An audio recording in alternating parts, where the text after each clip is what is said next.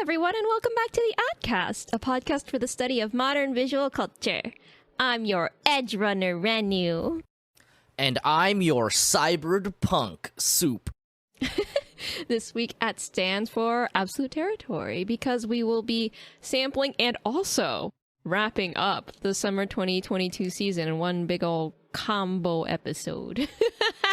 Yeah, remember when we did this for everything, and it turned out to be like a lot. It was so much. And then you know, we took a little break, and seasonal stuff is just actually so fucking brutal now. So we've been having trouble keeping on the schedule. So we've just decided to lump this season into one episode so that hopefully we can be on track for the next season. But, you know, who knows with these things.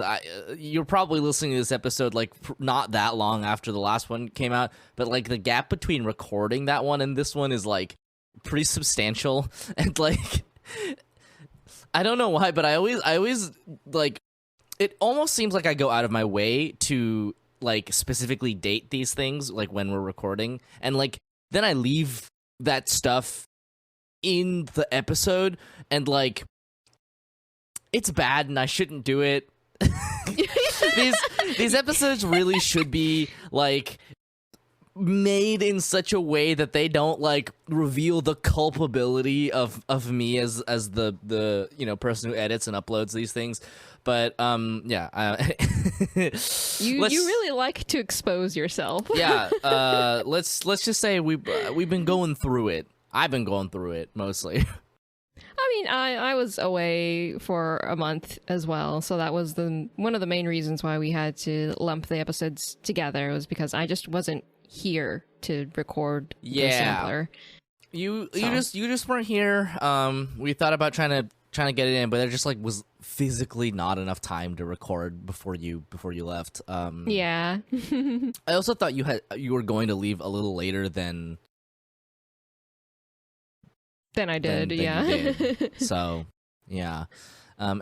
Anyway, yeah, I mean, it's like a throwback to the early days of the podcast, in which we kind of lumped the beginning and ending of the season, and we just took it sort of as is. Yep. Yeah. That being said, like, I don't know about you. It looks like you watched quite a bit of anime. I really just, like, I find that I don't really have the time to watch anime outside of our weekly anime appointment anymore, which is, like, somewhat problematic, I'm finding, because there is stuff that I want to watch. Yeah. That I haven't been able to. But anyway, should we do a little bit of catch up before we get into the topic? I mean, we can. I personally don't have a whole lot to catch up on my side. I just this month I'm doing daily art stuff, and that's what's been occupying a lot of my time. I'm returning to traditional media for a hot second, and always fun. Colored pencil has always been my favorite media, and I haven't worked in it in a long time. So that's what I'm going to do for this month, and it's felt great. It's so nice. nostalgic. Yeah.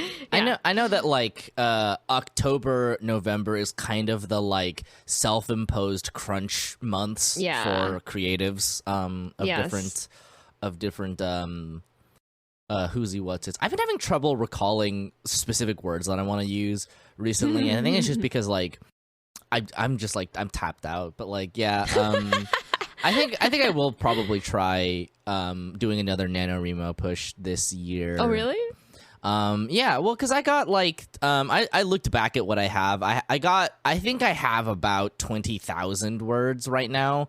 So, like, if I decide to push, and I won't push too hard because I have already just felt like the crushing weight of all of my responsibilities has been too much. But I would like to get this project done. And it's okay. I am in a place where I was kind of stuck for a while. Like, I just wasn't really sure how to progress what I had. But now I kind of do. So okay, that's cool. At least I know what I want to write, which is which is a great improvement over not having anything, right? Is it going to be like a continuation, or is it going to be a new thing? It's gonna be a continuation. I want to finish this first, and then I can think about doing other things. That's cool. I want to read it when you're done. Yeah. Yeah. Anything else you've been up to? No, that's it. Yeah. So I have been up to a little and a lot. Okay. I've been reading a lot of webtoons recently, because the thing about webtoons that's really nice is that they are formatted and made for mobile formats, right? So like if you read manga on your phone, you, depending on the size of your phone's screen, and depending on like the word density of the manga that you're reading, it can be a little bit finicky to read, because then you gotta zoom in and look around. Yeah, and, like you want to absorb the page. The nice thing about webtoons is that they're like made with phone screens in mind, which is so good when you're reading on a phone screen, which is what I do at work basically. I was thinking that. I have read like hundreds of chapters of webtoons over the last like 2 weeks, just because like it used to be that like I go to work and I whenever I'm not working I like have my tablet and I do work at work, and yeah, I don't know, it's just like not an ideal work environment when like I have to deal with customers. Like if I ever, the problem is like I just like it's very easy for me to get like knocked out of my workflow, for like writing work, and that just happens a lot. Although it's been like really unusually slow lately, so it's not a terrible time for that. But anyway, let's talk about anime. Okay, I have a question, because there are 3 sequels that I put on this list that we watched a little bit of, but I didn't finish. Did you finish any of these? No. Okay. No, but I think it's worth just kind of like mentioning really briefly. Like, hey, we watched. Yeah, I mean, listen, it's the sampler, right? So like, it's the sampler. It's also the sampler, rather. So Shadow's House has a second season. Yes. Season 1 ended off on quite an interesting place, and introduced a lot of intrigue for season 2. Season 2 we watched at least like 2 or 3 episodes of, I think. Yes. And has been pretty good. Yes. I think it feels like the production value has improved since last season, but I don't know for certain. Yeah, it's at the very least the same, if not better, than the previous season, I feel like. Yeah, and I think the thing about Shadow's House that's very interesting is it has this very like Baroque kind of almost like a political intrigue show, but like at the same time there's kind of this like supernatural mystery element to it. And because it's about a bunch of kids trying to outwit a bunch of like scheming adults, it almost feels a little bit like the first season of Promised Neverland. Yes. So I feel like if you were interested in that kind of premise, and you were maybe a little disappointed when they left the house and it became more of an like a shonen action, this might be good for you. Yeah, they haven't left the house yet. They haven't left the house. To be fair, the house is massive. It's like a town. It's huge. Oh my god, dude. But yeah. Yeah, I'm really excited. I'm hoping to watch more at a later point when we have more time. I'm hoping to watch more too. I am not optimistic about it, because it, to me, is in that category of stuff that is interesting to me, but not so enthralling that I need to watch it, right? Right. To me, when I watch this show, it like stimulates like some brain cells, but in like an intellectual way, I guess. Sure. Or like in a mental way that like it's just different than the way that like something like Cyberpunk I couldn't stop watching, right? Yeah, I mean, I think it's pretty good overall. It is good. It is definitely a little bit it's on the slower side of it is slower, yes, in terms of pacing, for sure. Yes. So if that is not something that you jive with, you might struggle with it. But I think the intrigue is really good. There's not a ton of anime that are like this that I can think of off the top of my head. It feels very like methodical, which I like. Yeah. Okay. Overlord season 4. I don't know if you've watched any Overlord. I have. I just haven't watched any of season 4. Okay, cool. I watched one episode. 1.5 episodes. I'll say. I'll round it up to 1.5. I really watched like 5 minutes of episode like 2. It has been so long since I watched Overlord season 3 that I really don't remember what's going on aside from the really broad strokes. I feel like I would really benefit from a refresher on this stuff. It's Overlord. It continues to be Overlord. Extremely continues to be Overlord. It feels like in season 4 they're emphasizing a lot more, or at least in this part of the story, they're emphasizing a lot more of the disconnect between our clueless isekai protagonist and the role he's supposed to be playing, where he's just like, I have no idea what the fuck is going on. Because I feel like we didn't get as much of that in season 3, or even season 2. But in season 4, it feels like they're bringing that aspect back in, and it's like a potential point of tension, which is interesting. That is interesting, yeah. I do like that it's like he just continues to be accidentally competent. He's just like, what if we do this? And everyone's like, you are a genius, Lord Ainz. And he's like, yeah. I sure am. Cool. This is why I earn the big bucks. Yep, this is what they pay me the big bucks for. There is a show coming out technically this season, not the summer season that we're talking about, but the fall season that just started, called Eminence in the Shadows, which is really similar but also different because it's all comedy basically, and it has a very similar premise where the main character like is just kind of a chuny and he just makes shit up, but then all the shit he makes up turns out to be true. Which is so funny. So we'll probably end up watching at least a little bit of it because I do think it's one of the better isekais, mostly because it doesn't play it super straight. It's pretty like flippant about it. Okay. Yeah. And then resurrected from the dead after I don't even know, like it's 7-8 years or something, is The Devil is a part-timer. Oh my gosh, I never thought that this was come.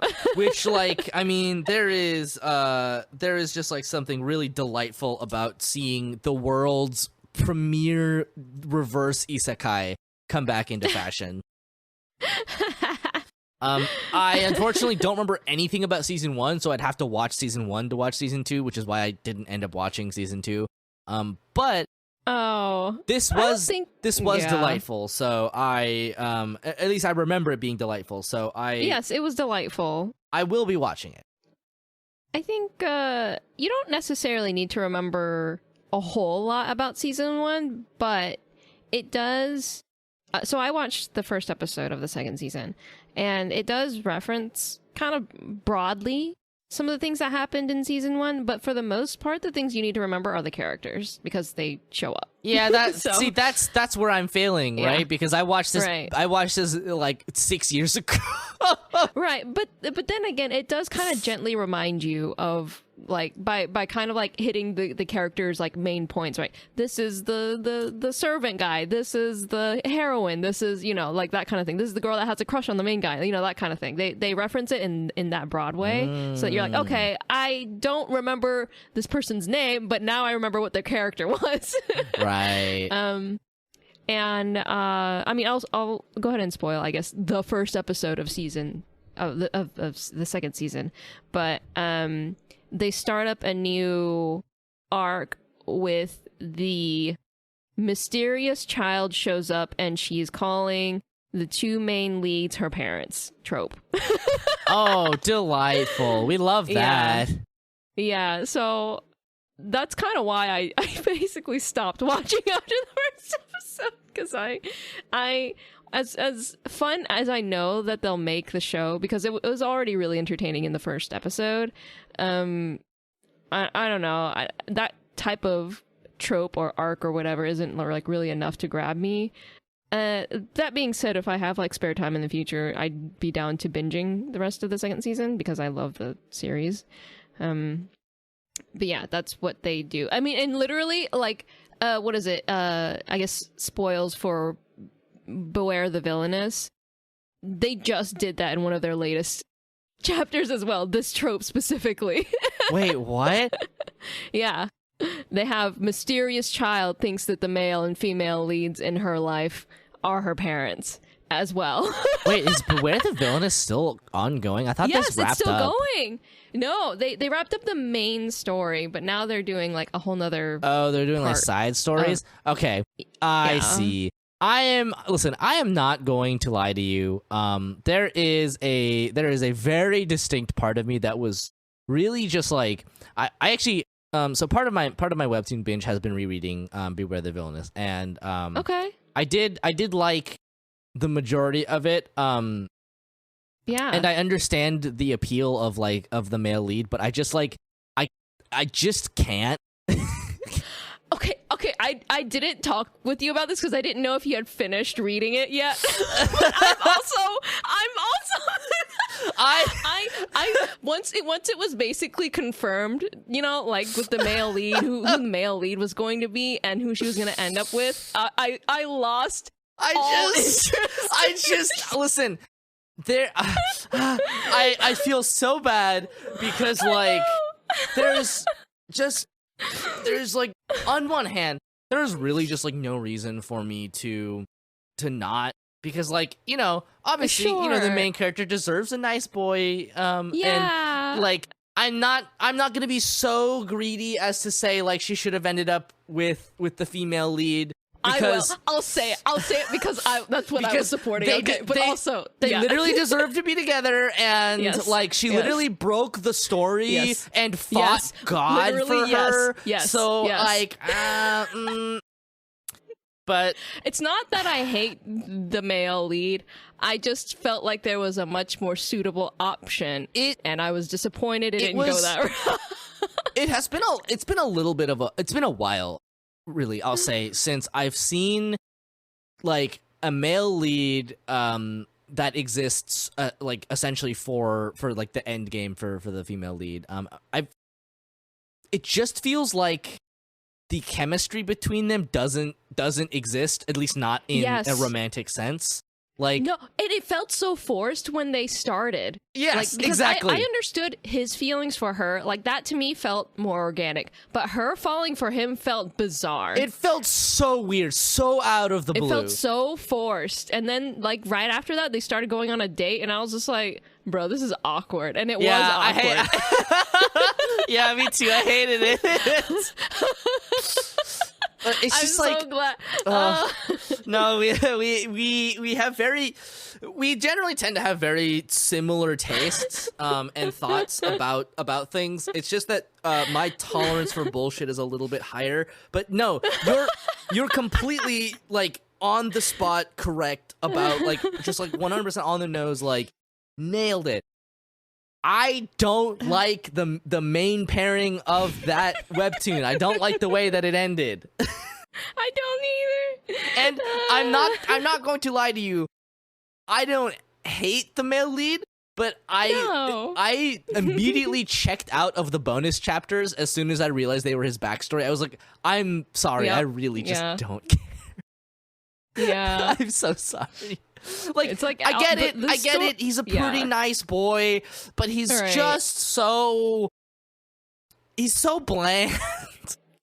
Yeah, and it's also like he doesn't really have a whole lot going on outside of Melissa, and he does have his like feud with his like with the other people in his clan, but that's it, and he never engages with it outside of Melissa because his whole world, his whole universe is her, right?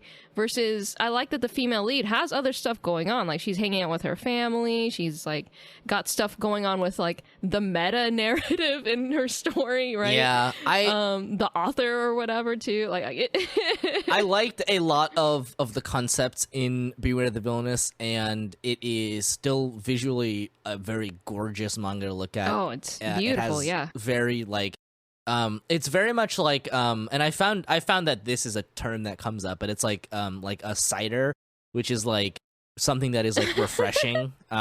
Yes. The counterpart to which is like eating a sweet potato, because it's like sweet and like kind of thing. And like that's the thing, is like it starts as like the cider and then kind of ends as the sweet potato, and it's just like I mean, yeah, all right, I guess. That's kind of really apt, yeah. Right? Like I kind of missed when she was like just like really wrecking the shit of other people around her. I thought that was like the highlight. That was the best part of the dang story. And, like, was the beginning. I don't hate that it starts pretty cynically and then ends like on kind of a sincere note, but it just felt like such a forced like ending. It felt so forced. I was like, I want to like this. I'm having trouble. And like obviously a large part of that was like, you know me, I'm always rooting for the Yuri end. But like in this case, it's so justified. It's so justice. It really was, because there felt like you said, there was just not as much chemistry with the male lead versus the female one. Really wasn't. The two female leads. So it's just I don't know. Because it's not like they were it's not like the female lead and the male lead were particularly different in the kinds of struggles they faced and the way they were saved by Melissa, but like just something about it felt more real for the female lead than it did for the male lead. And I don't know. It might be the engagement of the meta text in that regard, but I'm glad we're on the same page about that, because it was frustrating to no end.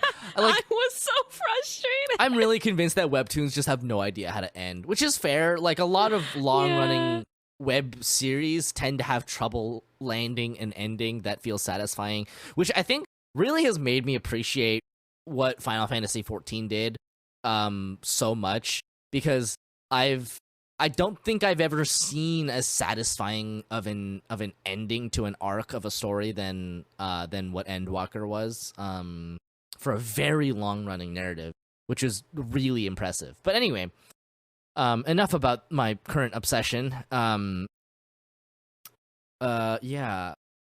the Villainess. I mean, it's most of it is pretty good, and then the rest of it is just kind of okay. Right? And it's like the amount of like stuff that's good versus what is like kind of mediocre is like it's obviously very outweighed, right? Like 97% of it is like really good, and then 3% of it is just like okay, it's still definitely worth reading. Yeah.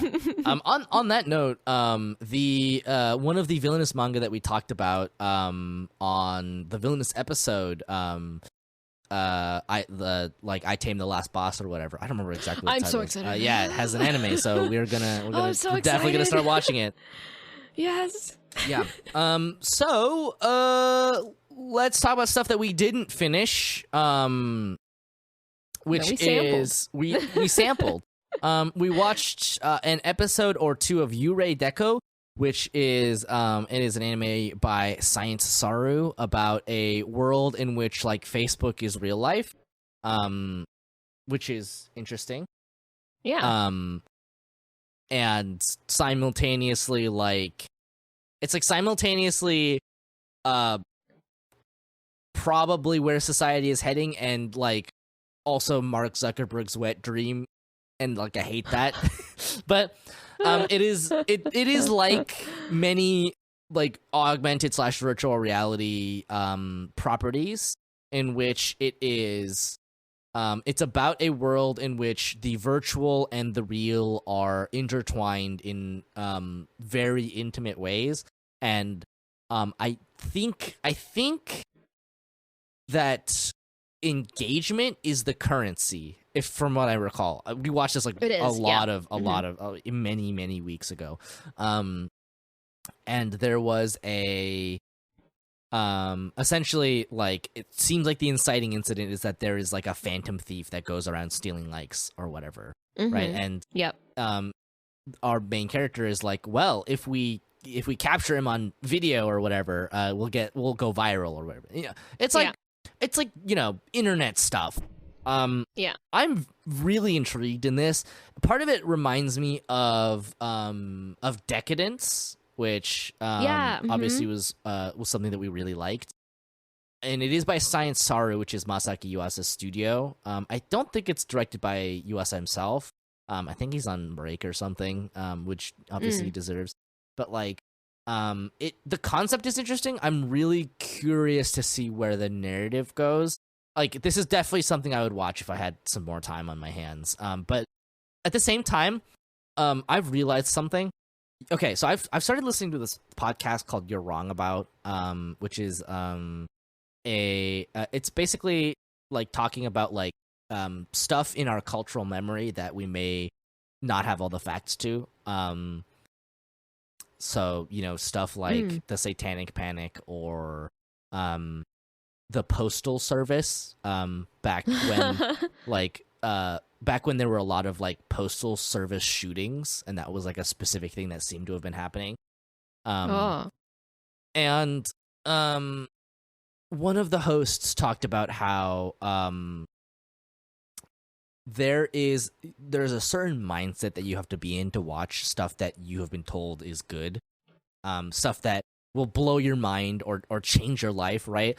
And she said basically, like, you know, sometimes I don't want to have my mind blown or my world changed. Sometimes I want to like sit down and watch the first like 45 minutes of Heat on Netflix. And you know what? That resonated with me so strongly. Sometimes I really don't want, actually a lot of times I really don't want to watch something that is like gonna rock my fucking world. I just like want to watch something that will entertain me. And that may be a sign of the burnout or whatever.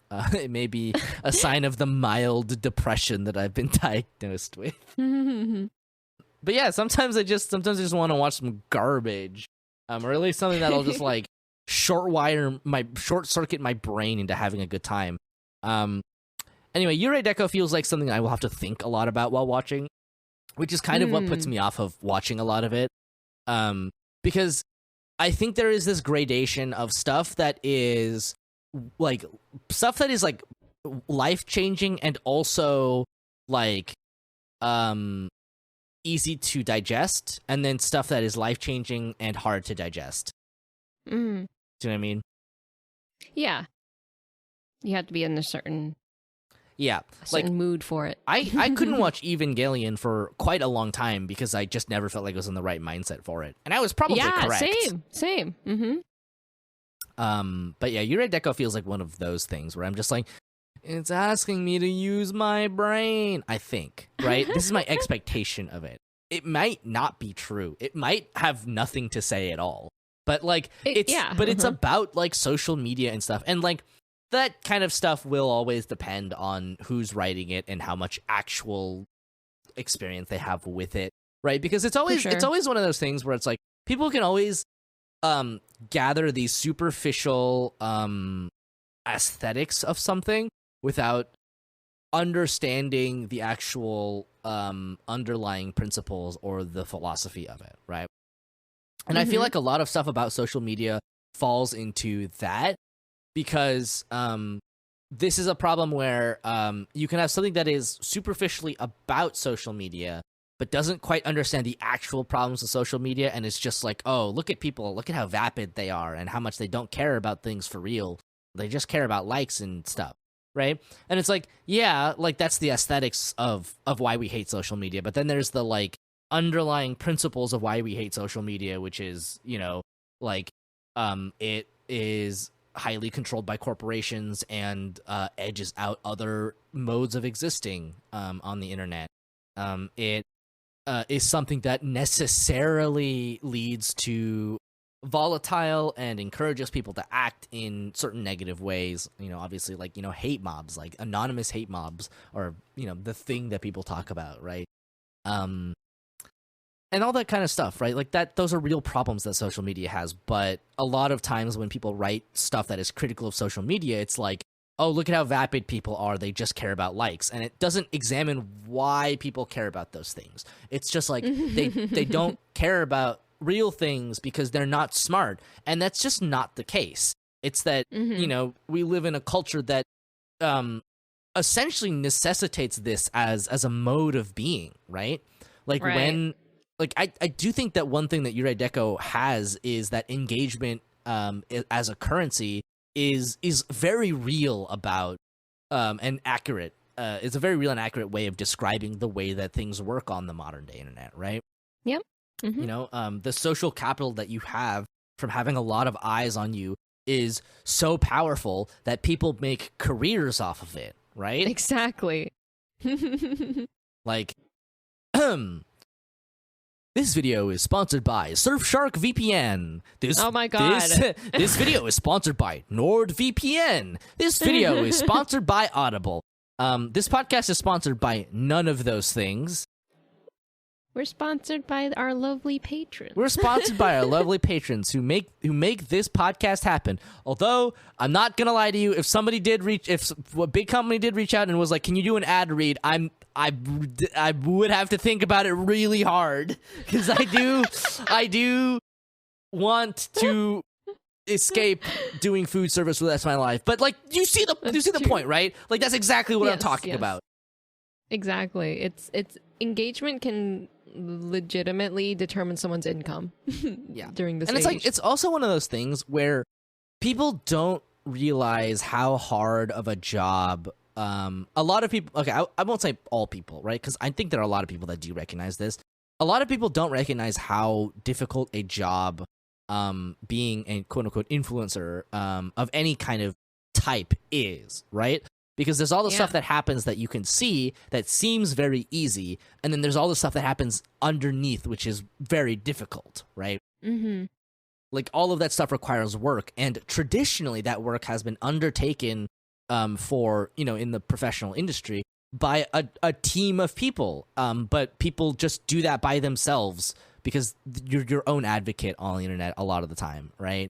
And, like, it's awful and terrible and grinding, crushing work, and it's also better than a lot of work that we do, that a lot of the jobs that we have just suck so bad that like people will do anything to escape them, even escaping to another like soul crushing job, right? One in which you can at least do a little bit of something that you enjoy. Right? And I think that's the state that a lot of content creators find themselves in, which is just like, you are essentially doing a ton of work, probably more work than if you were working for a company of some kind, and the benefits that you're getting from it are less than if you were employed by a company because of the way that healthcare works in the United States. It's kind of a nightmare, obviously. And you might be making about the same amount of money, but obviously without benefits, right? But like, the reason that people reach for that kind of thing is, and they want to do it so desperately, right? I'm not excluded from this, is because it makes you feel like you have a modicum of control over both your workflow, you know, the amount that you work, and what you output, right? So like, the problem with a lot of jobs is that they're very demeaning, right? It's not even necessarily that they're like, it's like menial labor, right? It's like stuff that you feel like you have no control over, which funnily enough actually kind of goes back to that podcast I was talking about, the Postal Service, which was, those were some of the things identified as like factors and why there was like a series of postal service shootings in the like 80s and 90s. I think it was the 90s. I think that was like, that was when the term going postal was like coined. And that was why it was coined. Oh. Yeah.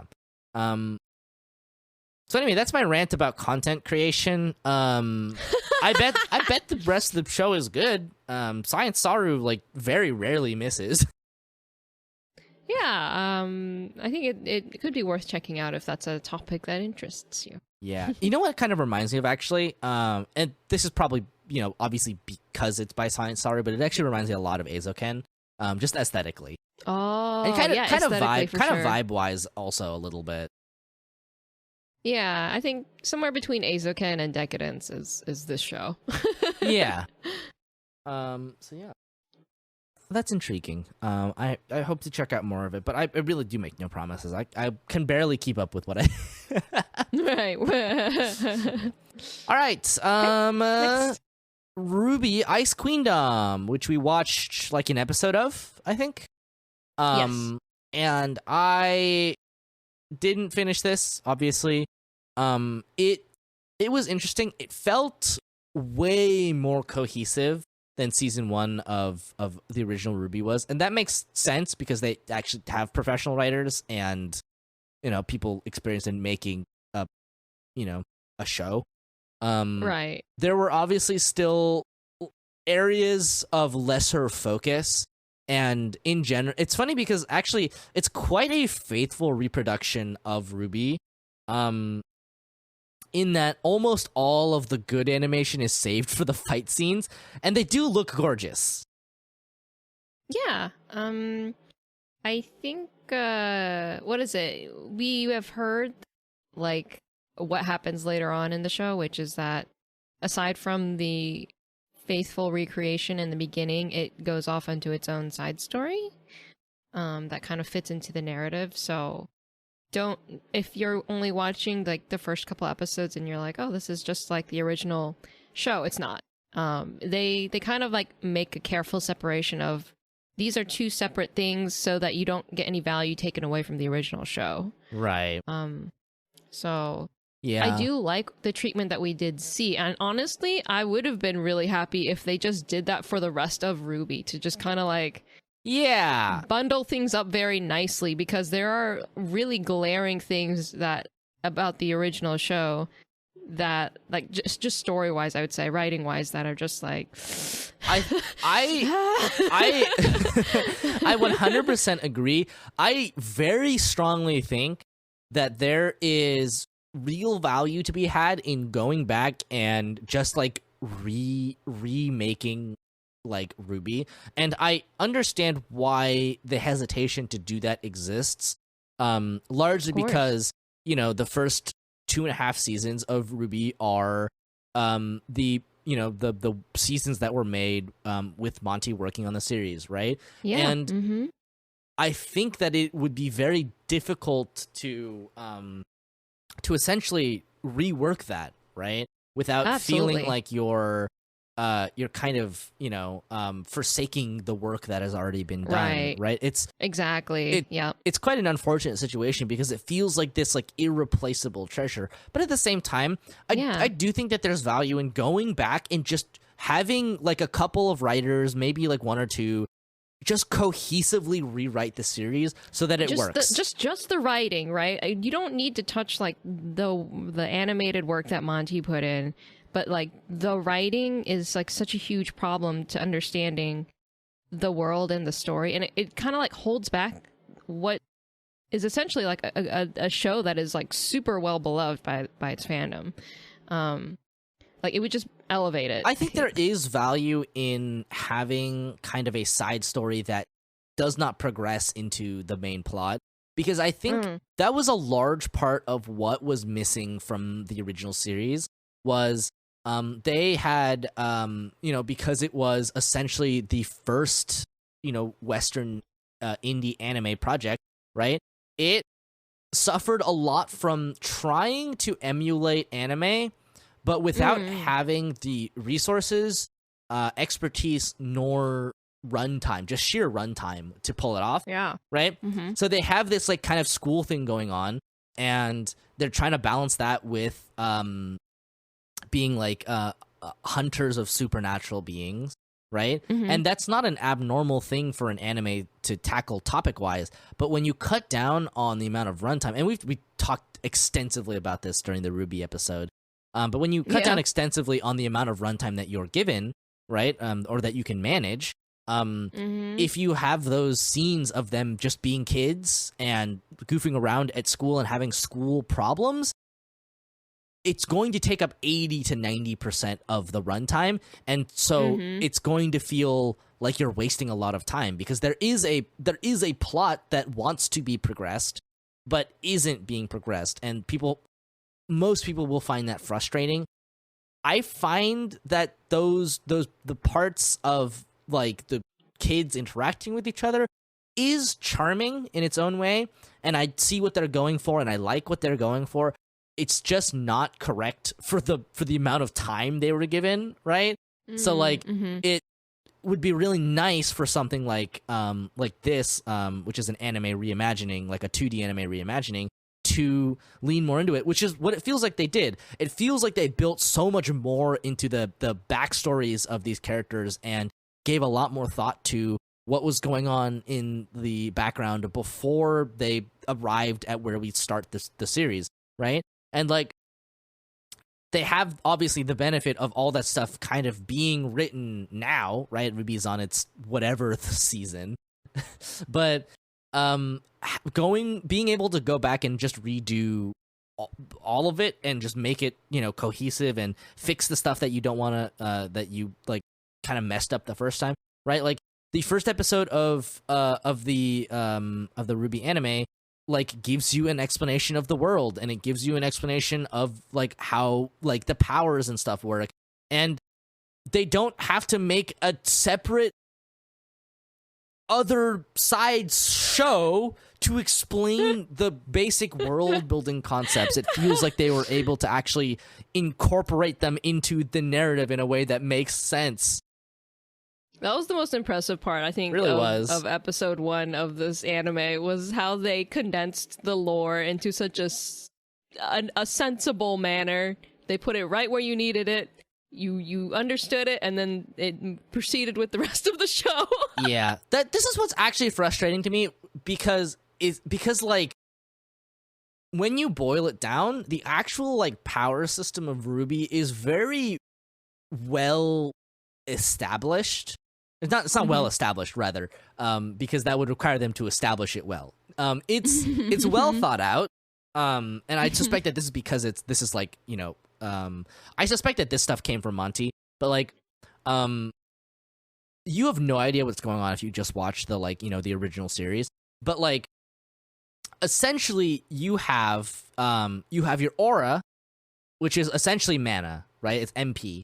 Right? And you use this for everything from defending your body from attacks, which was not explained until far too late, and retroactively makes all those scenes of kids fighting with bladed weapons make so much more sense, right? And, you know, and then you have your semblance, which is essentially your like personal ability. And that is cool. That's a great way of like sectioning out how like the powers work, right? And semblances are like magic, but they're not magic because there is magic, and that's kind of where it gets a little bit too complicated for my taste, personally speaking.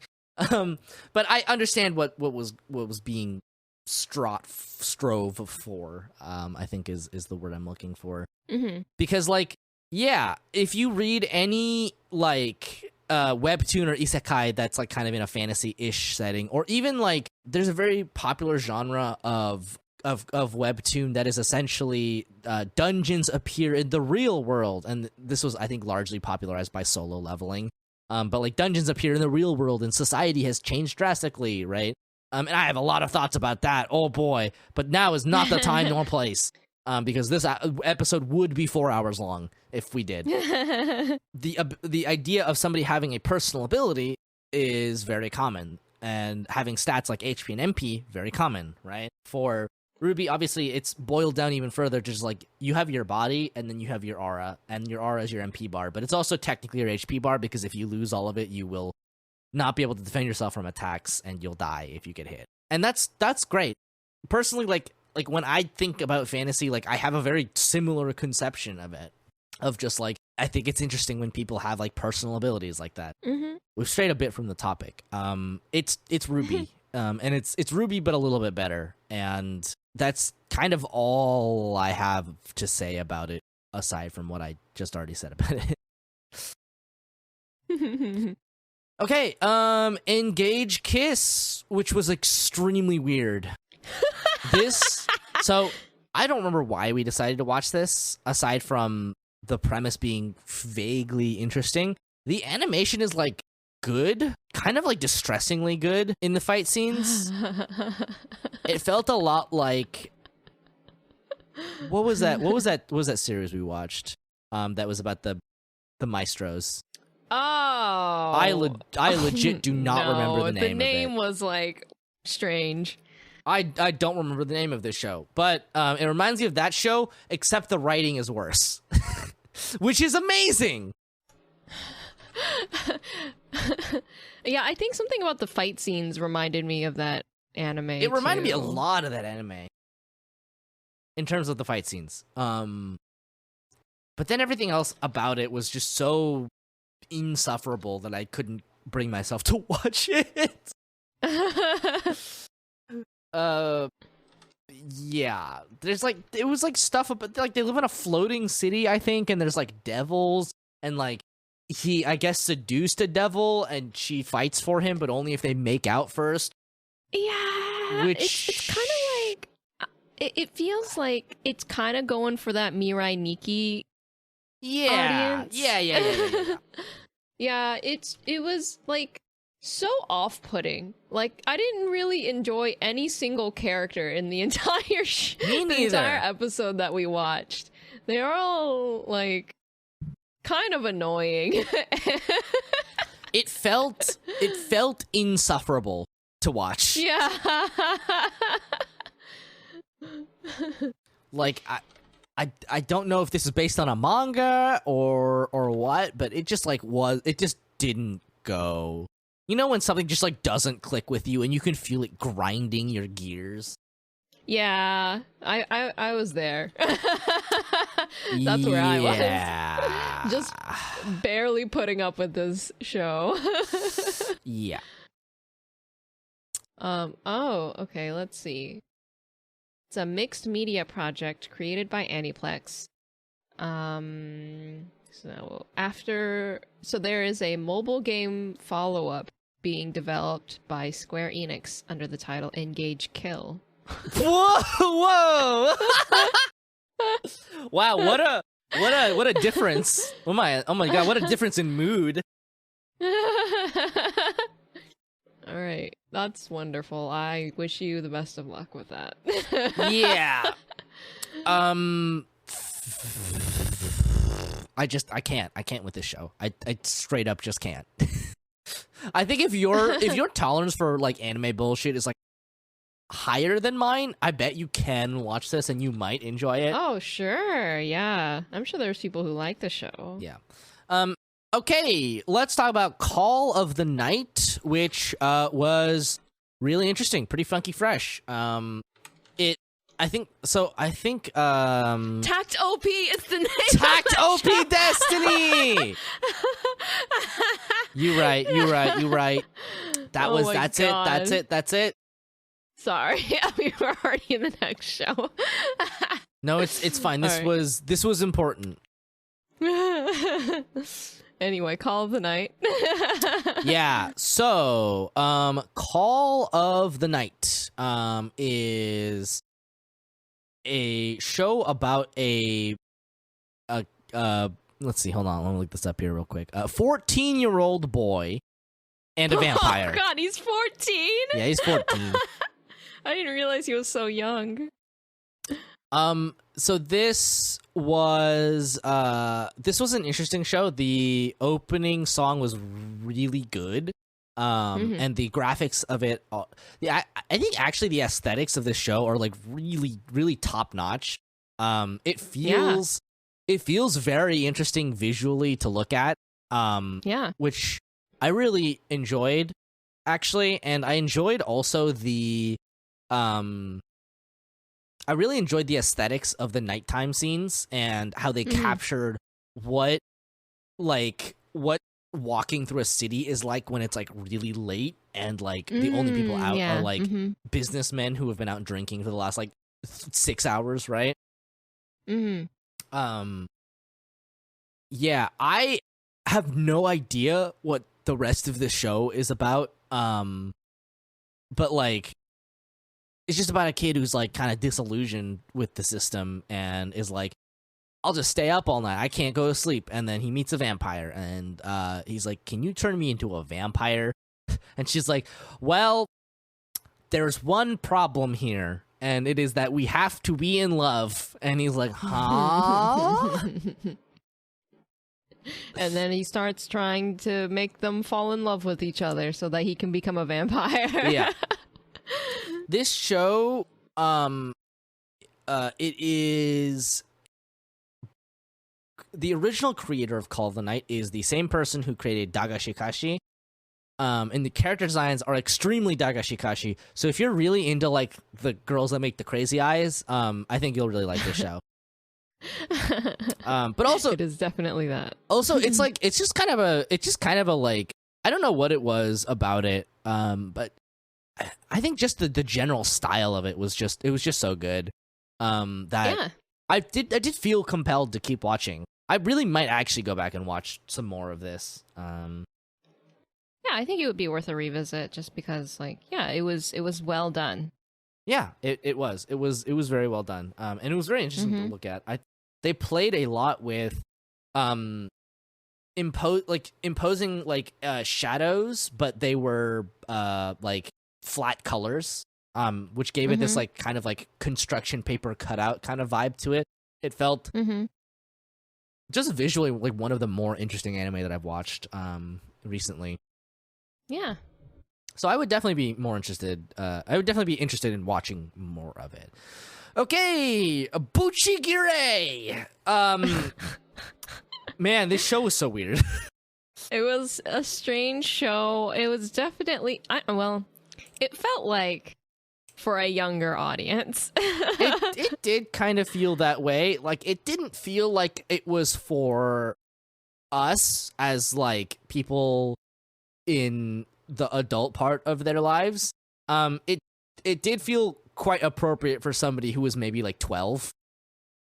Yeah, I think so too. Like a little older than like children's programming. Like literally maybe a couple of years older than like the target demographic for like Pokemon. Yeah, like there's like we've in the history of the podcast have watched shows that have more geared toward a younger audience. Like we watched all of Mahojin Guru Guru, which is definitely a kid's show. Yeah. It was structured in such a way that you could just like watch it. Like if you were the parent of a child, even you could just kind of like mindlessly watch it because it's it's like generally entertaining. But this show like very specifically caters towards, I would say, like you said, like maybe that preteen or younger teen audience. It feels like for people that are too old to be watching Pokemon, but are obviously too young to be watching like Samurai Champloo. Which exactly. I say very hypocritically as somebody who was watching Samurai Champloo at that age range, but like, hey, no, listen. Toonami / Adult Swim was on, and I was watching anime. Fuck yeah, God. you know. But yeah, it is very much like it feels like a show that is taking itself very seriously, but in a way that only a child would not be able to like be taken out of it by. You know, like it is about a group of criminals who have to take the place of the Shinsengumi, which is one of the most notorious like governmental hit kill squads, I guess. They were basically like super cops, right? But the Shinsengumi have been killed by mysterious people in masks, and they need these criminals to take the place of the Shinsengumi and potentially find out what's going on and kill them. But yeah, the general vibe of it was just like, I don't know. I did feel a little bit too old to be watching it. And like in a way that was just like different than normal, you know? Yeah. So yeah, that's kind of all I feel about that one. I think it could be entertaining. It was like it feels entertaining in the same way that I really liked Mushi Bugyo when I was like when I was like 16. Sure. And I think it has about the same amount of weight as that show. So take from that what you will. Okay, you want to talk about the well, actually, hold on. I'm going to move this one to the bottom because we did watch more of this one. Phantom of the Idol, which I didn't watch any more of, but it did seem quite entertaining. I wanted to watch more of it, and I just completely forgot. I also forgot. I legit walked into every week of our anime watching, and I was like, "What are we watching?" I had a feeling knowing that was happening. That was why So we I just felt like watched we were one watching so show many at a more time. things, and then we just really quickly honed in on a few things, and I was just like, huh. I mean, honestly, if I forgot about it, it probably was not an S tier show. Sorry. Yeah, no, and I wouldn't say that this one is S tier either. It's very like middle of the road in terms of like animation and story quality, but the premise is really funny, which is we have two it's two dudes in an idol group. They're like a duo, right? And while one of them is like super motivated, giving it his all, he's like 100% like idol material, quote unquote. The other part of the duo, he's like the exact opposite. He's super unmotivated. He's just kind of like going through the motions because he treats it like a job and he just wants to make a paycheck, right? And so at one point during the show, he begins to interact with what is essentially a ghost of a female idol. And she is basically kind of like everything that he needs in his life to be a successful idol, right? She represents that. And she has the ability to possess his body and make him be successful as an idol. And so that's basically the premise of the show, is that it's like kind of like a comedy, you know, supernatural-ish, because, you know, she's a ghost and everything show. It reminded me a lot of that show we watched about the guy that works in the children's television programming. Oh yeah, and I think I would say that it has a similar like quality to it too, in terms of like the budget quality. The way that it's animated.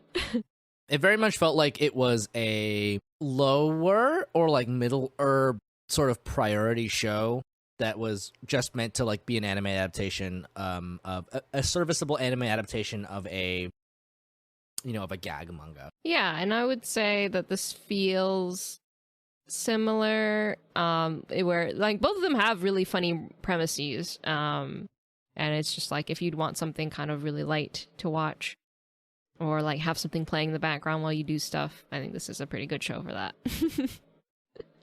It doesn't ever take itself too seriously or anything. It's obviously like a comedy show, so. Fuuto Tantei, which we watched one episode exactly of, and we realized that it's a continuation of a Kamen Rider series, which is why we were so lost about what was happening. All the stuff had already happened.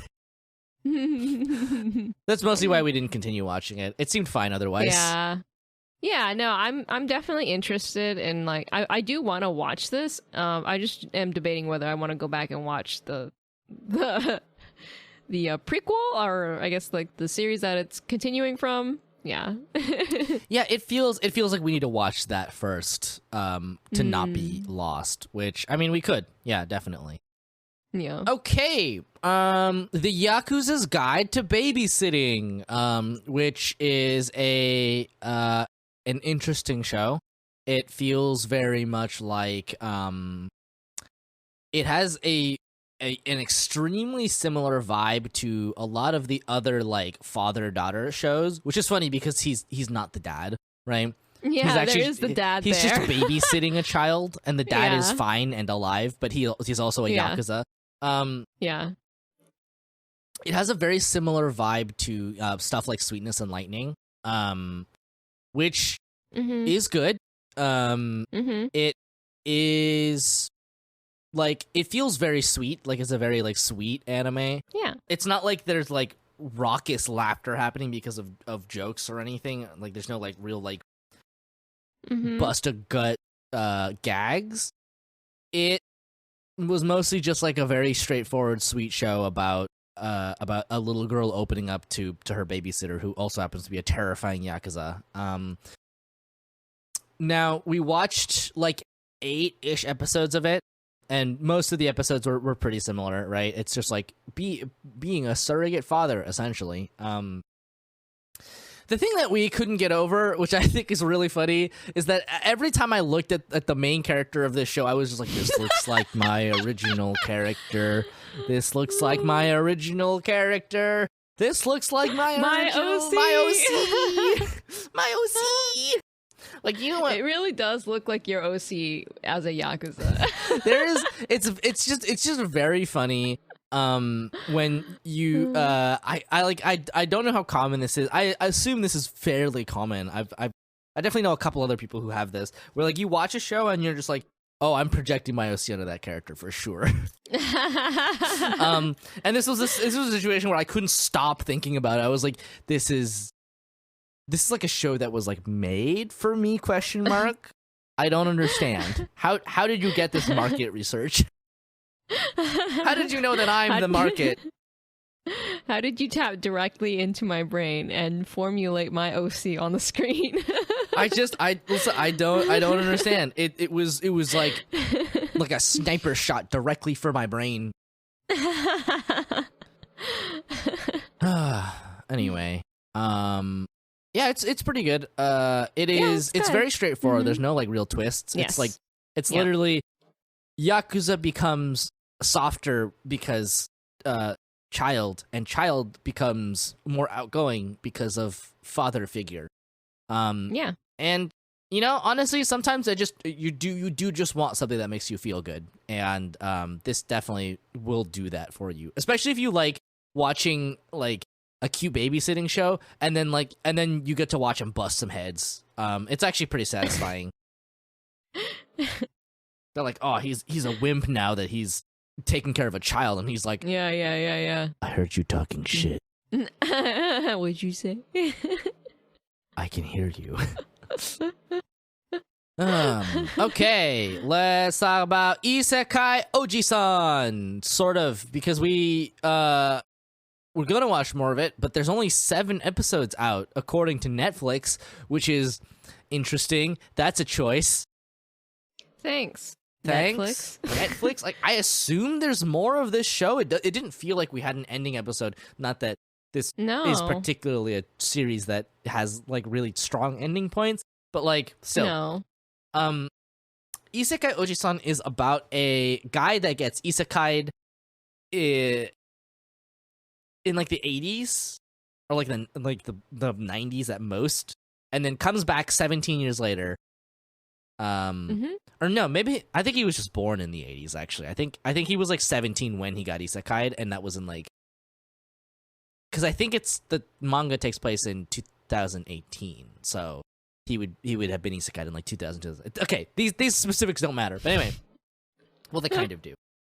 So it's about a guy that gets isekai'd. He spends 17 years in the isekai world, but in real life, or in modern day Japan, his body is just like hooked up to like, you know, medical equipment to make sure he stays alive. And then he comes back and he's able to do magic. And his nephew was like, "What the fuck? Let's make some money off of this." And basically the central gag of Isekai Ojisan is that Ojisan had just an awful time in the isekai world. Everybody tried to kill him because they thought he was an orc because he was really ugly, and everybody in the isekai world is beautiful, except for a couple of people who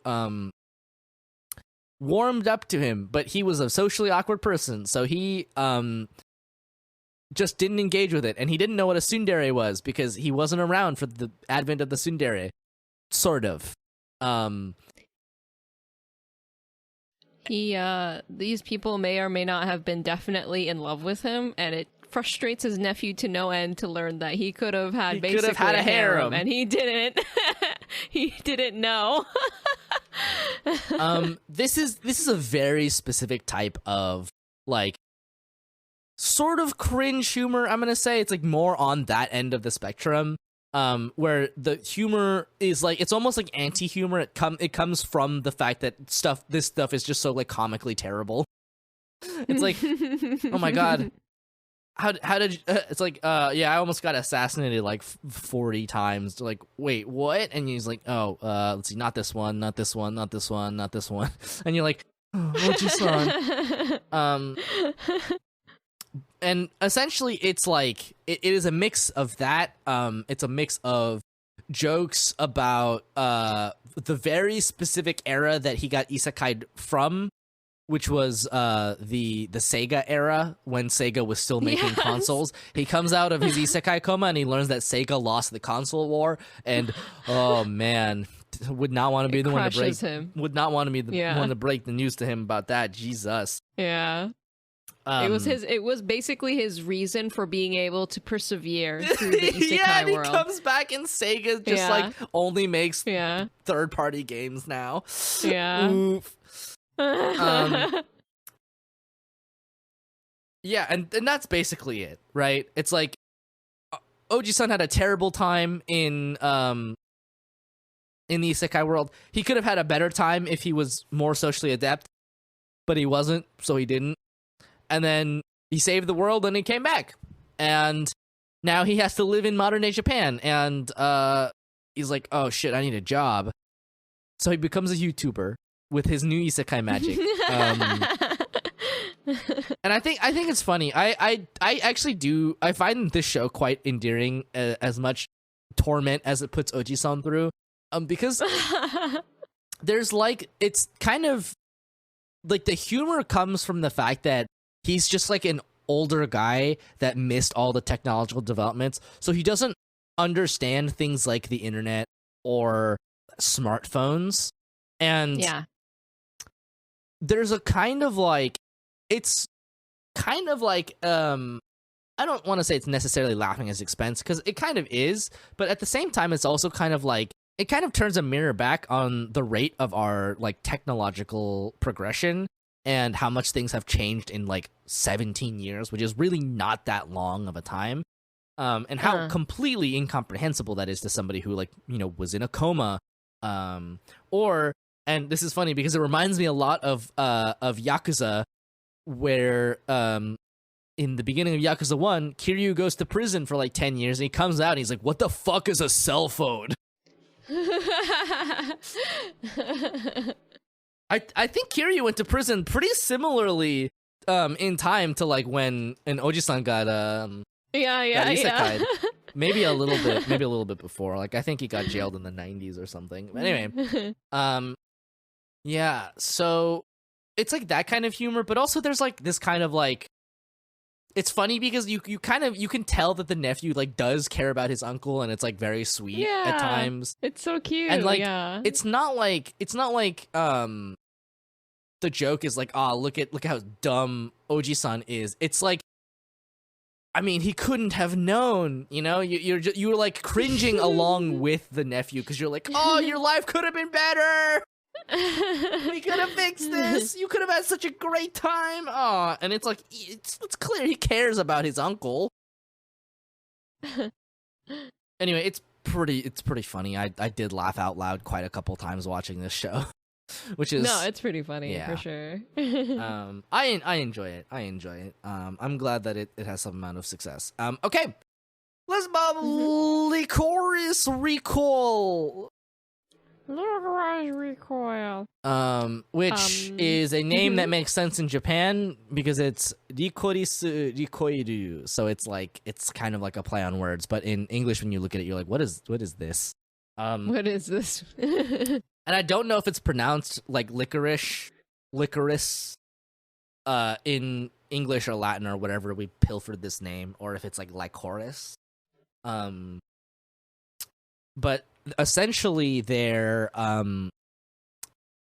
turn school students into assassins, and they use them to kill terrorists, and then they essentially, it's basically this like big like cover-up operation where like Japanese society is being protected by these special secret agents, and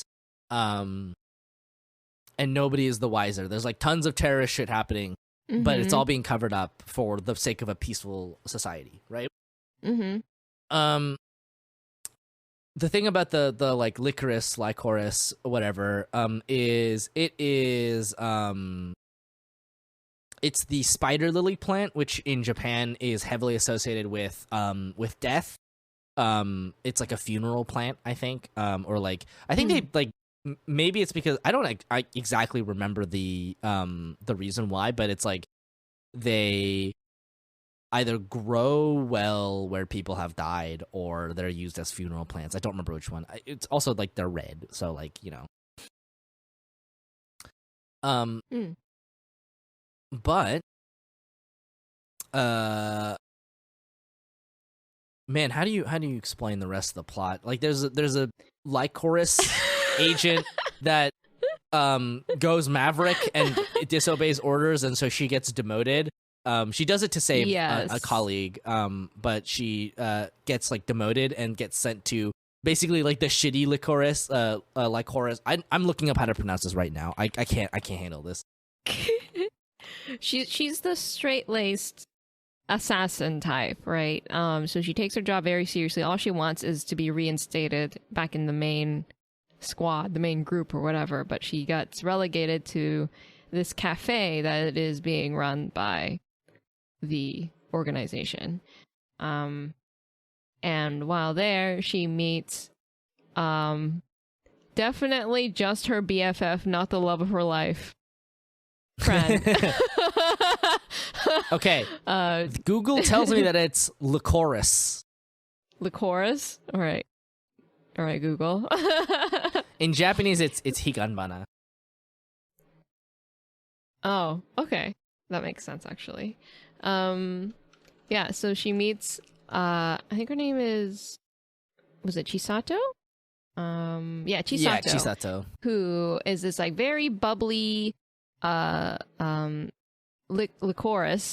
who kind of, like, very slowly but surely gets this very serious-minded, girl named, Takina to open up while they go on missions together and they run the cafe together. So most of the anime is about their friendship. Their friendship. Friends, they're such good friends. It's wow. Oh my god. Did that girl just say that you're the one for my heart? Oh man, they're on an aquarium date? Oh my god, they're talking about underwear. Oh, she's taking her underwear off. Oh my god, they're such good friends. So that's a lot of the show. Without spoiling much about the show, that's a lot of the show. Yeah. If you want to get into it, so if you want a show that's showing a lot of like these high school girls shooting guns and being assassins, and then also having their slice of life friendship, that's a lot of the show. But then the second half of the show is more focused around the plot stuff. So this is the spoiler stuff, where you learn that Chisato, this happy girl that Takina is definitely just friends with, it has a circumstance about her heart, which is that she has an artificial heart in her body that is keeping her alive, and therefore she has a limited lifespan due to the limitations of the heart. And at some point, due to mysterious interventions, she is basically kidnapped and her heart is sabotaged to the point that she only has a very short amount of time to live, like a couple months, I think. And so that makes Takina go crazy. Yep. They both, well, Takina especially just wants to find out how she can save Chisato, and then Chisato's like, it's fine, I was never meant to live this long anyway, and so on. Yeah, so I think the show overall was fine. It didn't like grab me. Like, I don't think it'll be something that I remember very well in a couple years from now, but it was a fine show. It like overall made sense, and it's packaged together nicely. You know what I mean? Like, it's a fine show. But I don't think it was like a super exceptional show that I'll be like raving about or recommending to people. You know what I mean? Yeah, that I feel sort of similarly because I I think that the animation was really good, obviously. Yes, yes. People have compared it kind of to John Wick, in terms of like the action sequences, and they're very good. They're very well put together. They're very interesting to watch. They're animated very well. I will say that I think the plot of it had some bumps and also some interesting things that I like kind of rolled over in my brain, that I was like kind of thinking about. So I was thinking about the fact that the kind of central conflict here is that there's like a lot of elements going on. There's like a lot of like world building that happens that introduce you to different elements in the world of Lycoris Recoil, where there is a society called the Allen Institute that is essentially like people are born to do like it's like people are born and naturally have this like innate talent for something, and the institute essentially recognizes people and what their innate talents are and gives them the mission of doing that talent, right? Of doing it for the betterment of mankind or whatever, right? And Chisato, her mission is to become the best hitman. That's why they gave her the heart, is to become the world's best hitman.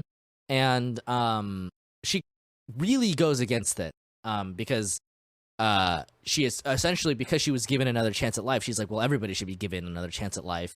And so she takes all of her training and applies it non-lethally, right? So she has a special modified gun that fires special modified bullets that don't kill people, right? Yep. And so there's this kind of like dual antagonizing force of the Allen Institute and the representative of the Allen Institute that really wants to make sure she kills people and gets good at killing people. And then also there is there's the terrorists that just want to do terrorist stuff. Except one of the terrorists is also a person who was gifted by the Allen Institute to, I think, do crime. I think that was like his life's mission, which is really interesting. I guess sure, why not make the crime boy do crimes? But he wants to essentially lift the veil of the ways in which of Japanese society is controlling the narrative around what's going on, right? So like, yeah, he wants to expose the Lycoris. Right, he wants people to know that terrorism is real and it can hurt you. Which is interesting, actually. Like, there's something very real about the idea of a forced peaceful narrative over an otherwise violent society. And I think that, yeah, like for Japan, specifically, right? Japan is widely regarded as one of the safest places to live on planet Earth. Never mind that a prime minister just got assassinated. May he rest in peace. But like, there is something to be said about really something to be said about a society that tries to pretend it doesn't have problems, but it very clearly does, even if those problems aren't terrorism.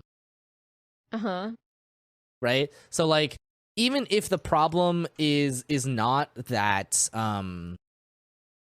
there are secret terrorists that are being covered up by a secret organization, like in the real world, right, there are lots of things that happen in Japan that they don't talk about for whatever reason, right? To give the image, to project the image of a unified society, when in reality, people are suffering, right?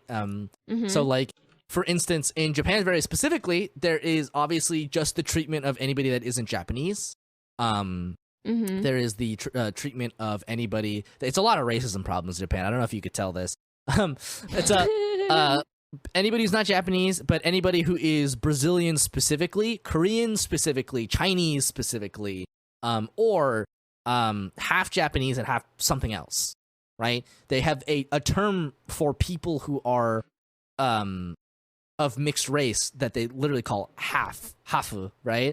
And it's I have no idea how people feel about it over there. The last time I checked, it was in sort of a weird place where it's like, yeah, this is technically correct, but also like it has quite a loaded connotation from the past, you know, in the way that it was, in the way that meaning was ascribed to it, and all of those things are true, right? Like this is something that we deal with over here in America. You know, it's what we call a negative peace, right?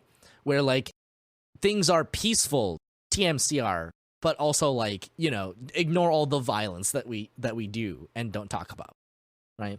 Mm-hmm. And I think there is a nugget of something interesting there. Yeah. But you know, at the end of the day, right? Like the series wraps up, and like the Lycoris are allowed to just keep doing covert assassinations, which is like fine for a piece of fiction about like hitmen, but really weird when you're talking about keeping like essentially a secret organization of orphan assassins to keep the public peace. Right? Like, you know, the idea of having like state monopoly on violence, like that really is what it looks like. And it's like presented as this like really inspiring thing. They're like, oh, we're just protecting society. And like, yes, like you're shooting terrorists, I guess. But also like should a government have a secret hit squad like formed only of like fucking orphans that are trained from birth to be assassins? No. Like I think unequivocally no. No, it's not actually that happy of an ending that Lycoris and Lilybell get to continue existing. I think that's actually a problem. Right? Lilybell, by the way, are the male equivalent of the Lycoris. The Lycoris are all high school girls, and the Lilybell are high school boys. Like this is absolutely one of those things that I think even the narrative is kind of like understands this on some level of just like, yeah, the terrorists were actually right about this one. Kind of, you know? Like they kind of had a point. Say that. Like the bad guy had a point there. They had to just leave that alone and then go back to the happy little best friend narrative. Yeah, and then they just like retire and vacation in Hawaii. I mean, yeah, like the show has a lot of stuff going for it.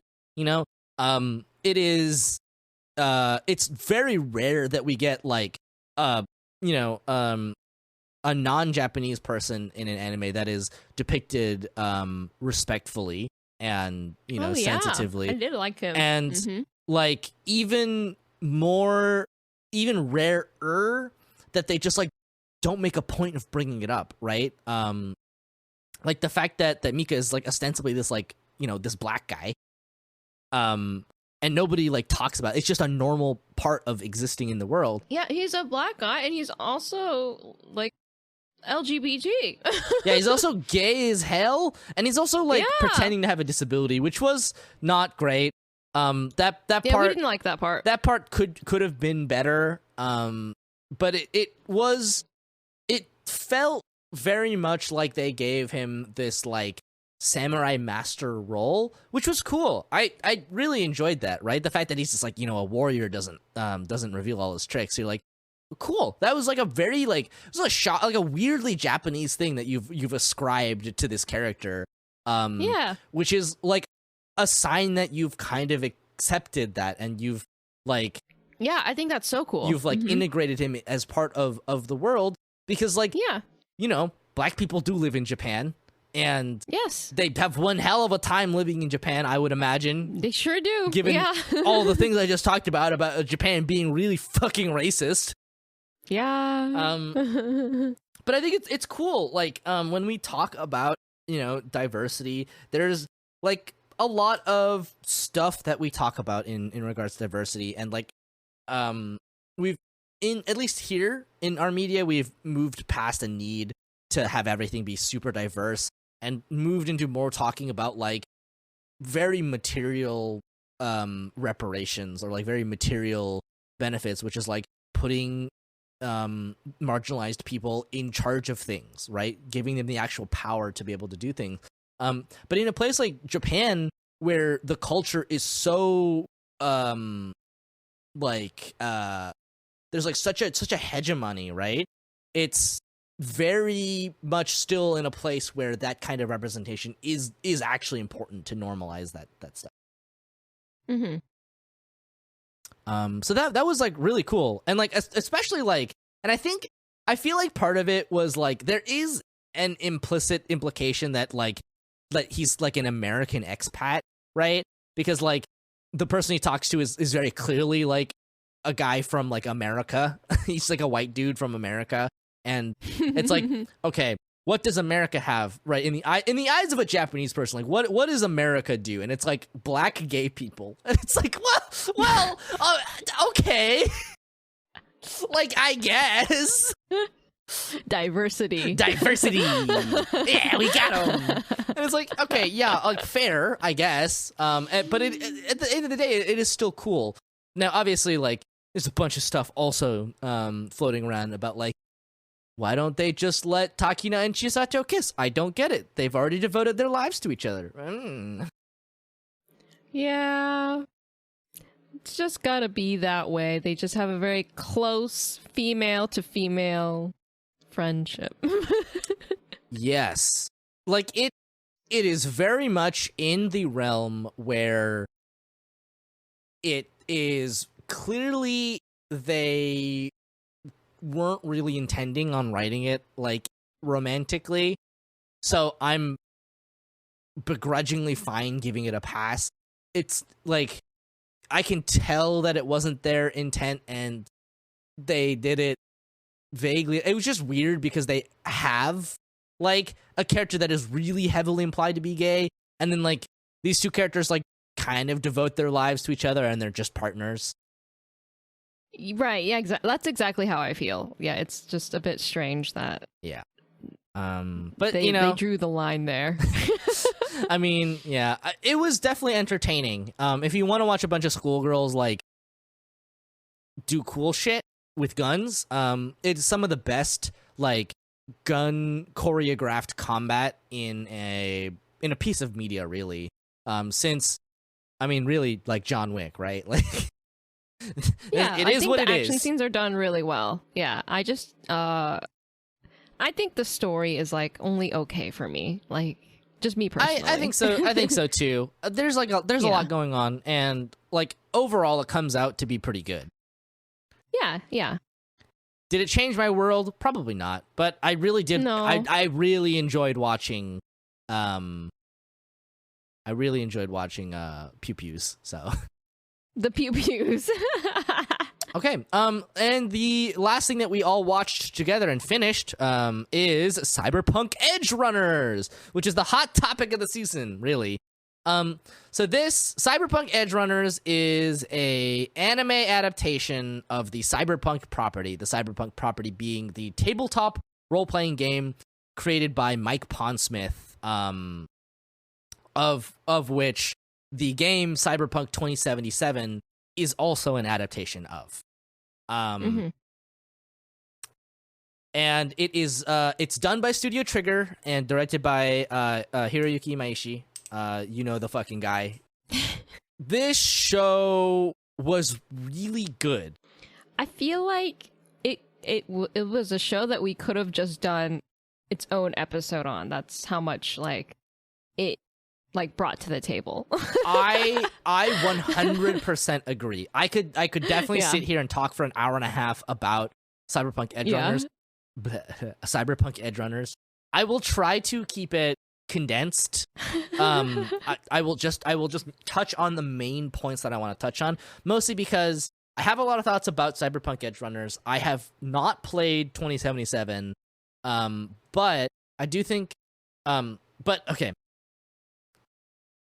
this is an important branching point. I'm going to put a pin, and then I'm going to talk about, I'm putting a mental pin here, so that I can see it. You can't see it, but I'm making a pin, like pushing thing, all right. a gesture with my hands, right? So Yeah. 1, Cyberpunk 2077 is a game made by CD Projekt Red, which is a company that is notorious for being quite transphobic, sort of. Their social media was transphobic, and they didn't really apologize for it, so they condoned it, right? Like, it's just the way of it. And that kind of sucks for a genre like Cyberpunk, which is so intimately intertwined with stuff like being transgender, right?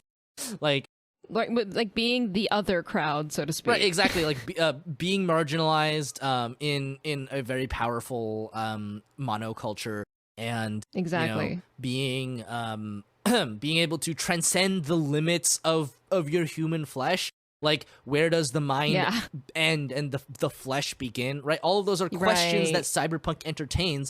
So it's very strange. It would be very strange if you did not have any trans people in your Cyberpunk, because trans people are both punk and cyber and trans.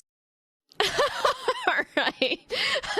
This metaphor is getting a little bit away from me. Yeah.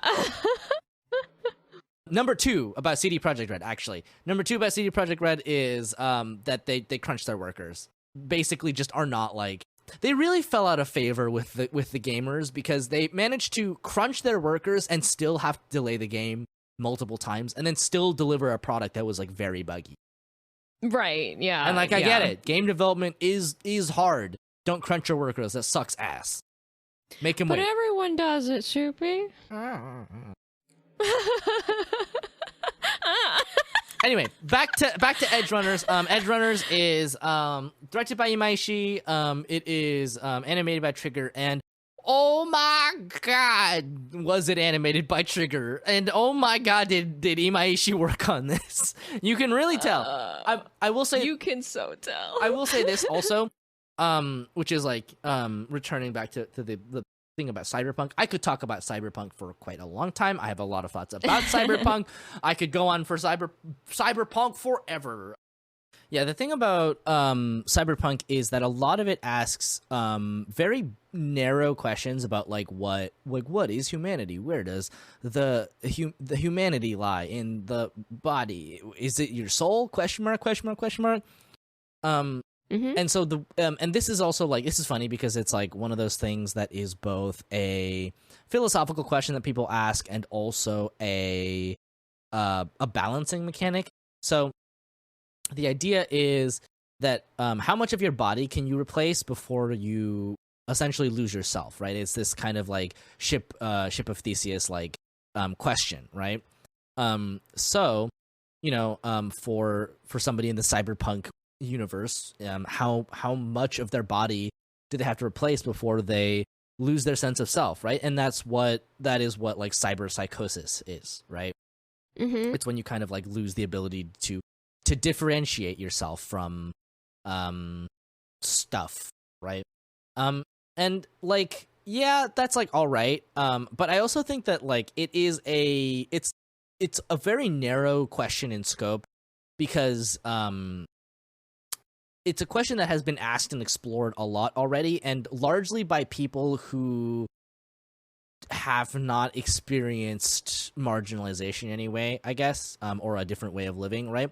Like, if you ask somebody, how many cybernetics can you put on your body before you're not the same person anymore, right? And it's you wouldn't ask that of somebody who, lost all of their limbs in a car crash. You'd be like, wow, you have the ability to use all your limbs again. That's great, right? And the thing is, the question is, were we ever really human to begin with, right? If you're a person at the whim, the mercy of a system that doesn't treat you as human, are you human to begin with, right? Is not the act of getting cybernetics in that way a rebellion against that system, especially aftermarket cybernetics, right? So that's why I think that a lot of times Cyberpunk can be quite narrow in the questions that it asks. And obviously, I know that's not what Edgerunners is really about. even though I think that Edgerunners has some of the coolest ways of depicting the like cybernetic stuff that goes on, but we'll get into it. If you had to ask me, is Cyberpunk Edgerunners good cyberpunk in the sense of does it work well within the genre? Yeah, I think it's fine, right? It fills all of the it checks all the boxes, really, right? Of just like there's people out there doing crazy shit to their bodies, and they're doing it to do crimes. Which, yeah, sure. And like, obviously they're doing crimes because they can't make money otherwise, right? Because you're either poor or you work at one of the big corporations, and that's really all you got going for you. Or you do crime. Yeah. And I think that's one of the things, like, I've heard criticisms about the plot, or I guess like the story content of Edgerunners being that it's a pretty simple story, but I feel like for me, it's a really effective story in telling that specific part of the narrative in terms of, you feel like when you're in this kind of setting, you're like, what would I do in this situation, right? And when I think about these characters in this setting and like what they might have been able to do differently to have different things happen, I think about how a lot of it felt rather unavoidable given their personalities and the circumstances that they're in. Yeah. And a lot of that it all connects back to the fact that they're all being oppressed by this, right, corporation-driven society, that they're forced into this situation where, David's mom has to do this, this stuff, right? This shady stuff that she doesn't involve her son in at all, in order to fund his education at this like very like distinct, like super ultra rich school, so that he can maybe get a shot at, at a bureaucratic job or whatever that'll guarantee a better life for him, like a better social like elevation type of deal, right? But he was never ever going to fit in there, right? It's a completely different world, and so it just felt like a lost cause from the beginning, just because structurally that's how the entire society in the city is set up, right? It's all set up against them. It is, it's 100% set up so that those who have will continue to have, and those who don't will continue to not, right? Right. And the reason that cyberpunk exists is because it is a reaction to capitalism. Like, it's just what it is, right? Like, there is the content of cyberpunk, which is largely about people who have found alternative ways of living that are destructive because they have to be, because all other modes of living have been sucked dry by the corporations, right?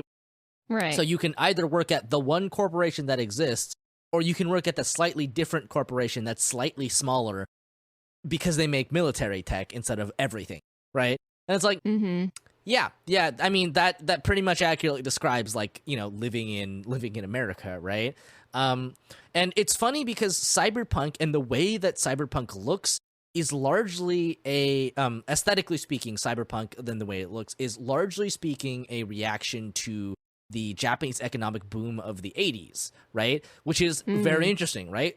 Because you have games like Yakuza that take a look at that era of excess, right? And this kind of like era of Japanese global domination, where Japanese electronics were everywhere. They were like really hot on the economy, and it led to some anxieties of America being unseated as the forefront of technology and a worldwide superpower.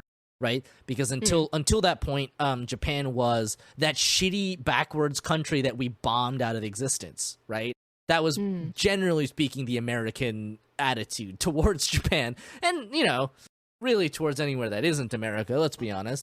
And so that is why cyberpunk looks the way that it is. Right, Japan was seen as this sort of looming future, and the culture of Japan, right? The cultural output of Japan would subsume and consume the culture of America.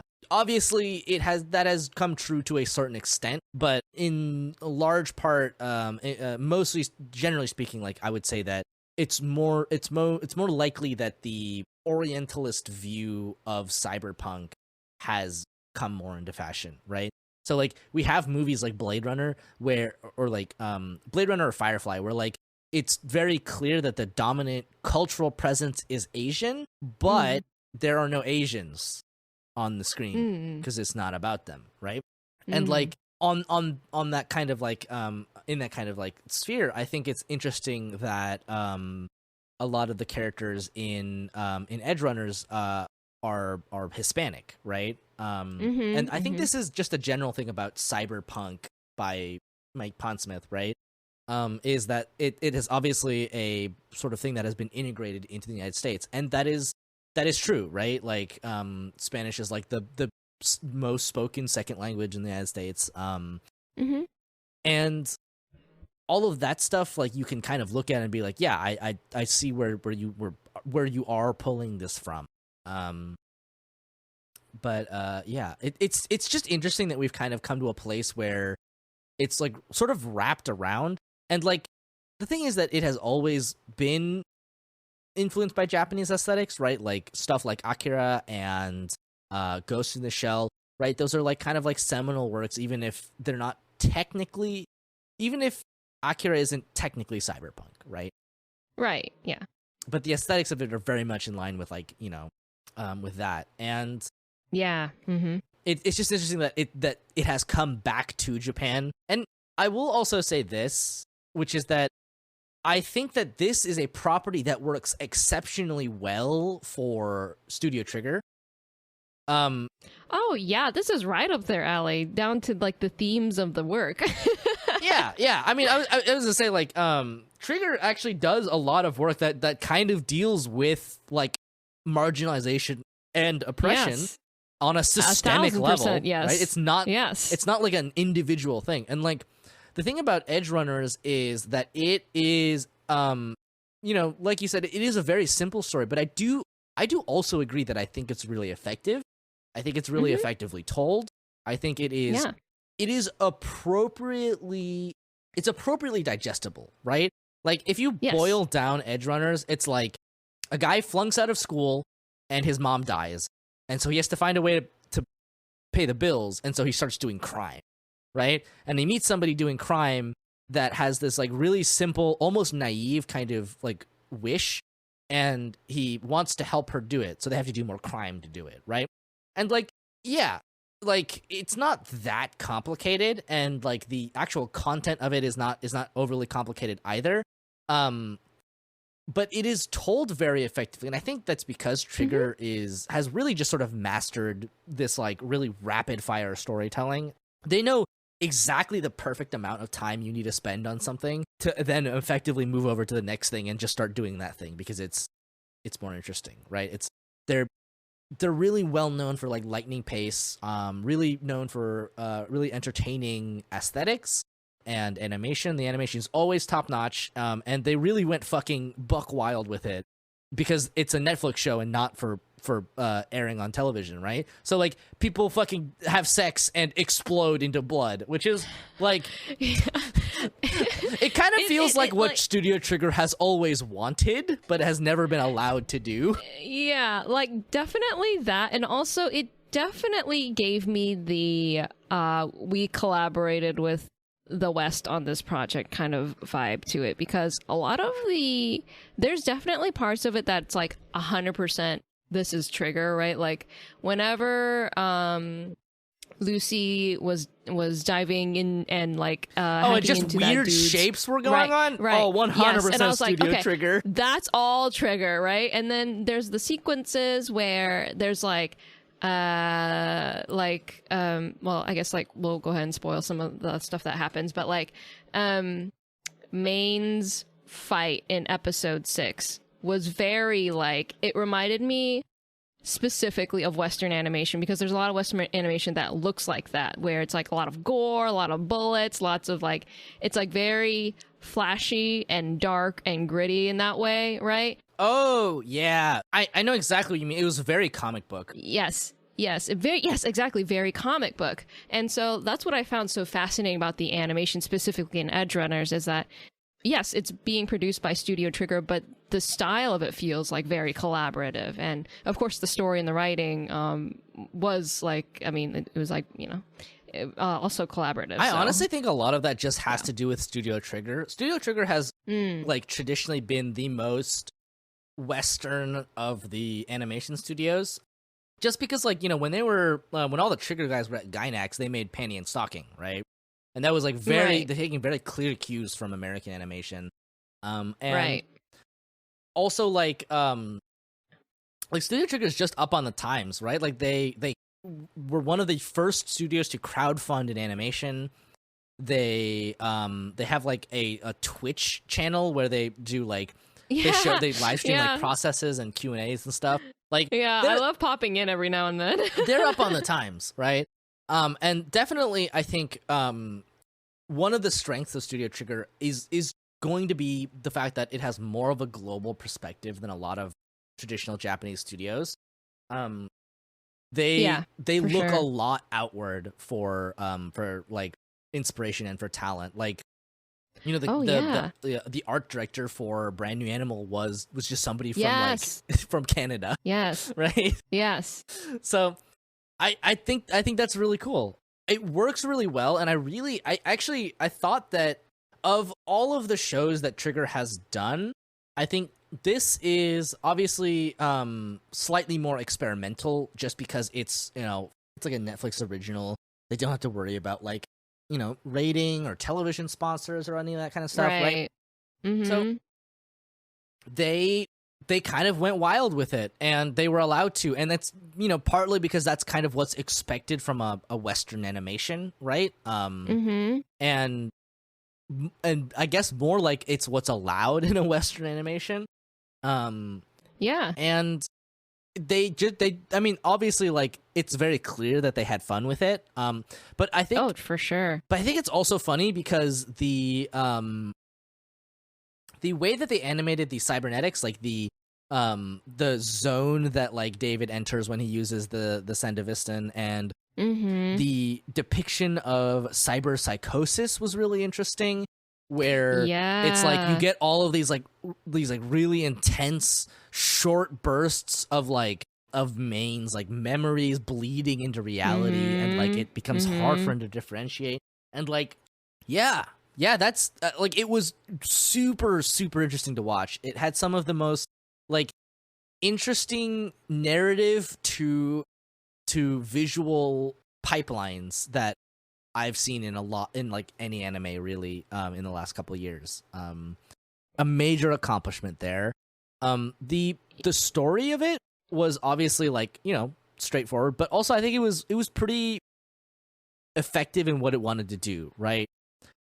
Yes, I think it did exactly what it wanted to do. I liked that it was basically like, Lucy wants to go to the moon, which is obviously this like very naive, almost childlike desire, and David just wants to help her get there because she helped him, and they have a relationship, and it like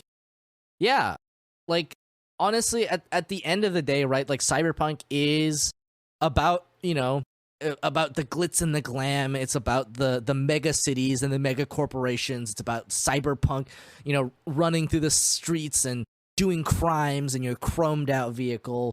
But at the end of the day, it is it is a very like humanistic genre, because it's about the ways in which corporations and the systems of profit dehumanize people, right?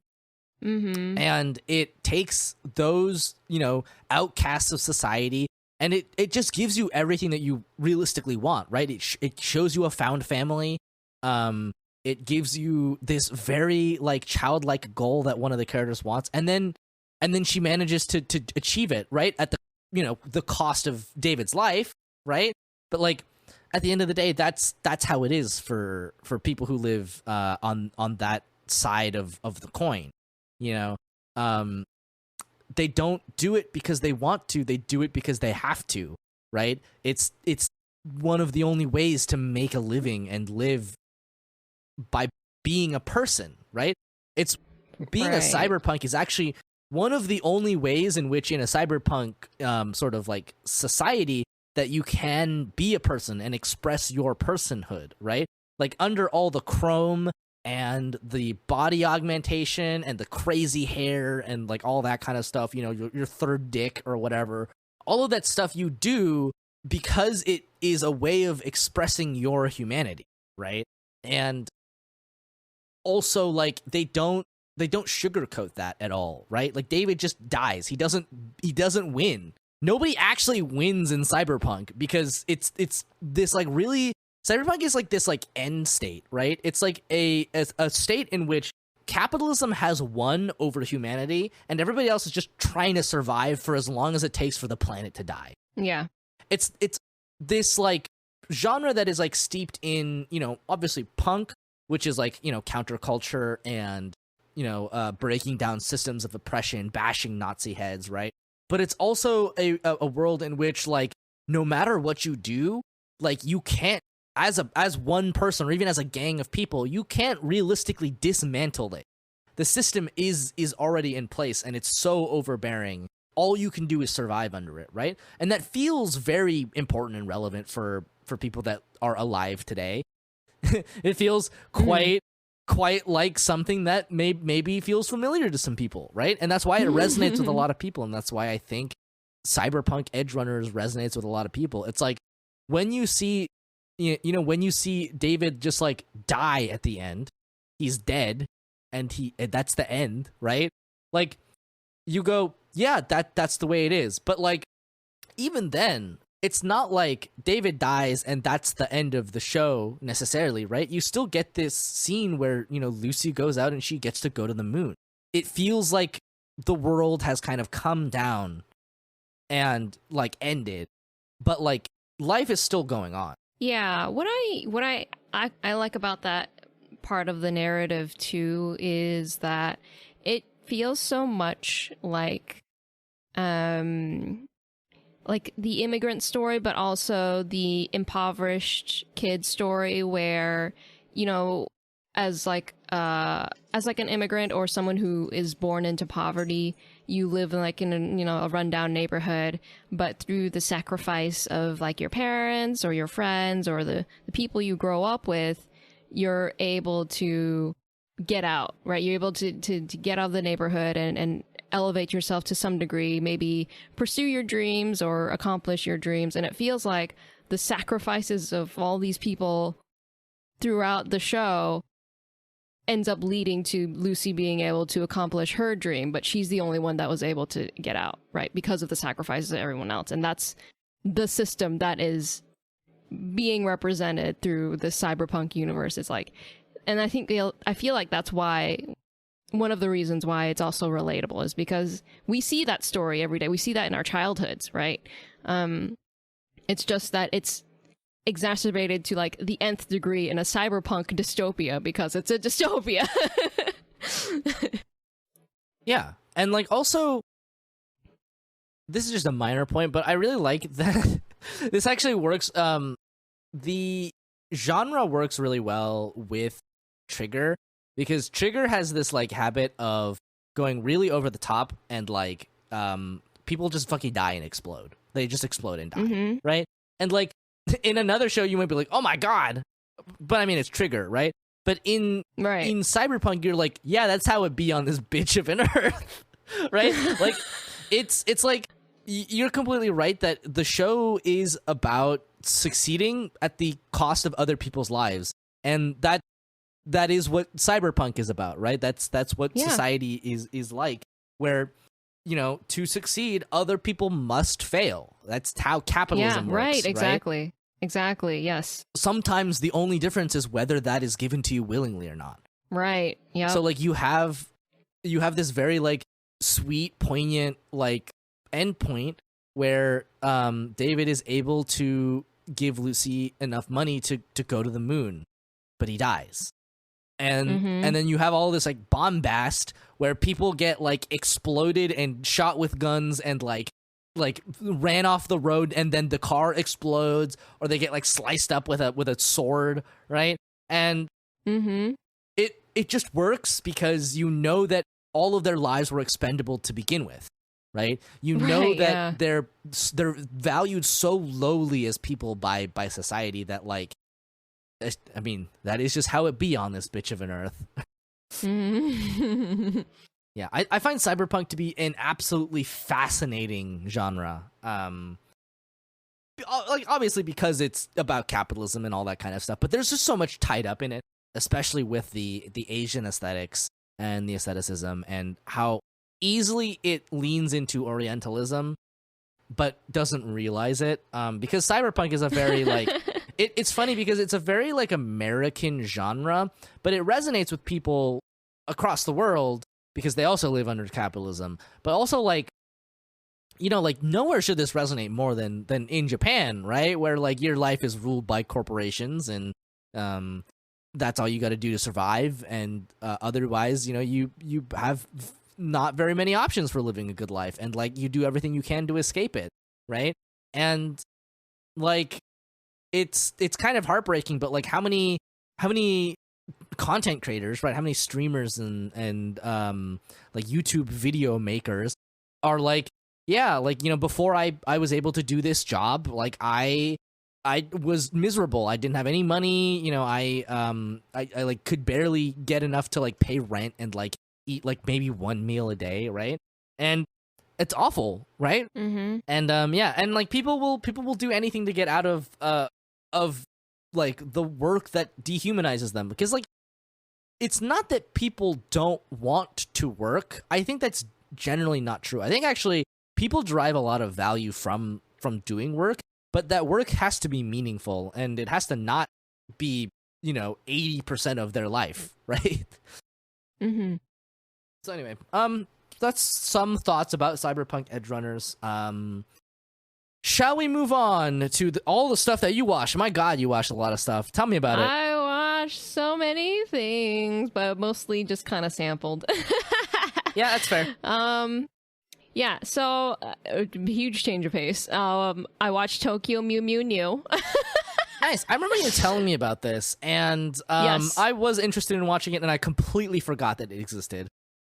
Did you watch the original? I did watch the original when I was younger, and when it was airing on American television dubbed. Oh, I know, right? Yeah. That's when I watched it, too. Okay, so Tokyo Mew Mew New is the remake, obviously, of Tokyo Mew Mew. And I'll just go through my notes here, because I took many. Oh my God, I can't wait. So, the voice cast, we'll start with that. I wasn't the biggest fan of the voice cast. Not that it was bad, it just felt a little strange. And that's probably because at least in the first episode that I watched, the male characters sound like grown men. Huh? Aren't they all like 10? Yeah. Huh? They should be in school, you know, and they sound like grown men. It would be like, it's like if Sugita voiced them, honestly. Oh my God. Okay, so the episode proceeds with Ichigo. She falls for this dude named Aoyama, right? She sees a bunch of girls fawning over him in his kendo club, and then she sees him herself, and then she gets a crush on him, and that's just how things ended up. And so her friends try to help her get more intel on him. Mint, one of the future, you know, members of the magical girl group, is watching Ichigo from like a distance, and she gives Ichigo tickets to an endangered animal exhibit so that she can invite Aoyama to it and they can have a nice little date, right? She's basically trying to support them, essentially. So Ichigo takes the tickets. She is able to invite Aoyama out to the date. They go to the exhibit where where Aoyama, this young lad, starts popping off about animal conservation. Oh my God. And how deeply it concerns him, the state stand of the a world king. and animals. And my God, I cannot make this up. Ichigo asks him, "What does being endangered mean?" Oh no! How old are these kids supposed to be?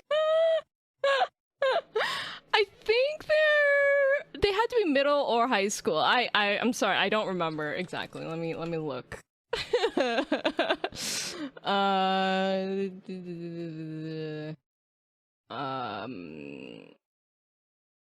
Wait, how old are they? Let's see. 11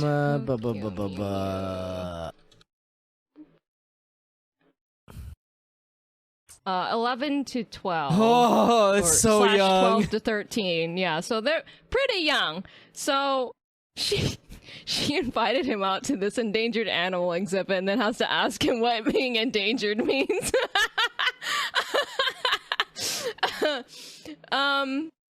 Yeah, so Aoyama, the man of her dreams, has the world on his shoulders, being concerned about the animals of the world, and she's over here asking about what being endangered means. So, later on, you get to see some of the other future magical girls at the exhibit, which was kind of fun. They had little cameos in there. Then the Mew Mew project is activated. There's a monster attack. Ryo, the blonde guy, he goes to save Ichigo. He's part of the people who activated the Mew Mew project. She transforms. She beats up the monster. Mint is apparently already aware that she's a magical girl or whatever. So she, Ryo, and the other dude, Keiichiro, from the Mew Mew project introduce themselves. They all go to the cafe, and that's how the episode ends. Do you know what this... do you know what this is making me quite aware of? This is making me quite aware that I definitely watched Tokyo Mew Mew out of order because that's just how you watch things. That's just how you used to have to watch things on TV. Yes. I do not remember a single character. I don't remember a single character's name. I remember the dubious consent devil boy. I don't remember anything that happens in any of the episodes. That's fine. It was a very long time ago. It was an exceedingly long time ago. I was probably actually 10 years old. You were the same age as this character. You know what? You're probably right. Did you know what being endangered meant at that age? I probably. Not to toot my own horn or anything. Yeah. So having watched that episode, I was like, I didn't really enjoy that very much. But maybe I got nostalgia goggles on. And so I was like, okay, I haven't watched Tokyo Mew Mew since it was airing on American television. I'll just go back and revisit. I'll compare the two for the first episodes of both, right? So right off the bat, the voice cast is way more appropriate. You know what? Fair enough. Megumi Ogata voices Aoyama, the main male. No way. It's legendary. I was like, me too, Ichigo. I would fall for him too if he was voiced by Megumi fucking Ogata. way. Oh my god. There's a very short list of adult voice actors who are allowed to voice children, and Megumi Ogata is there at the top. Yes, she's at the top for sure. There is I will say that Akira Ishida is just barely acceptable for being 13. Yeah. Just barely, and I have to suspend my disbelief a little bit. Yeah, you gotta suspend some disbelief. Do you know what's funny? He has to play a really mature 14-year-old. This is absolutely a tangent. In Final Fantasy XIV, there is a character that is voiced by Akira Ishida. And he's a white-haired anime boy, and they give him scenes on the moon specifically because Kaoru had those moon scenes. They were like, we were really thinking about Kaoru when we wrote these. Anyway, that's all I thought you should know. I'm with the writers. I'm there. Yeah, so voice cast felt more appropriate. They waste a lot less time in the old version of the show than the newer one. The newer one, it felt like there was like a more fluff. It felt like less information was covered, right? In the old one, they even include scenes where she's like at school and she's adjusting to her cat-like powers after the Mew Mew project is activated. You don't get any of that in the remake. It shows like a little more characterization, right? It shows how silly Ichigo is, and it doesn't make Aoyama out to be an endangered species messiah. It shows a little more illusion as to why Ichigo would relate to like the cat versus like in the remake. Oh my god, she literally at the endangered species exhibit just locks eyes with a endangered cat like exhibit, like a stuffed model of a cat essentially. And then that's the connection that they form versus like in the old version, they kind of show like after the project is activated, like the soul of a cat kind of like enters her body, or like the spirit of a cat, and that's why she starts connecting more and more with like cat-like tendencies, right? There's like it's really wacky logic, but there's still more logic than her just locking eyes with an endangered species exhibit, right? And I felt like the transformation sequence felt better too in the old one. Like in the new one, they did a lot of work to animate her like cat-like hand gestures, which was nice, but the rest of the transformation sequence was like a rainbow silhouette, kind of like in Sailor Moon, right?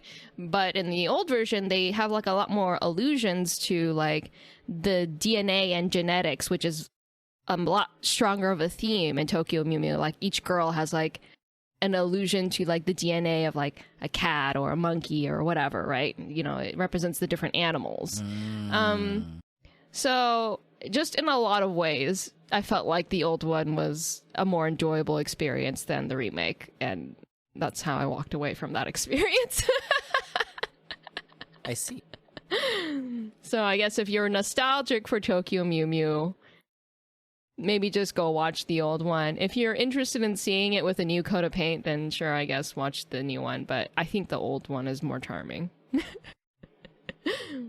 And it has Megumi Ogata. You know what? Fair. Oh That is a very compelling argument. Okay. So, next thing that I watched was... I watched an Isekai Oh my show. Can you god! believe Renu it? watched an isekai! Sound the I'm alarms! converting.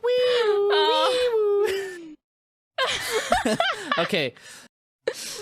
So I watched Isekai Yakkyoku,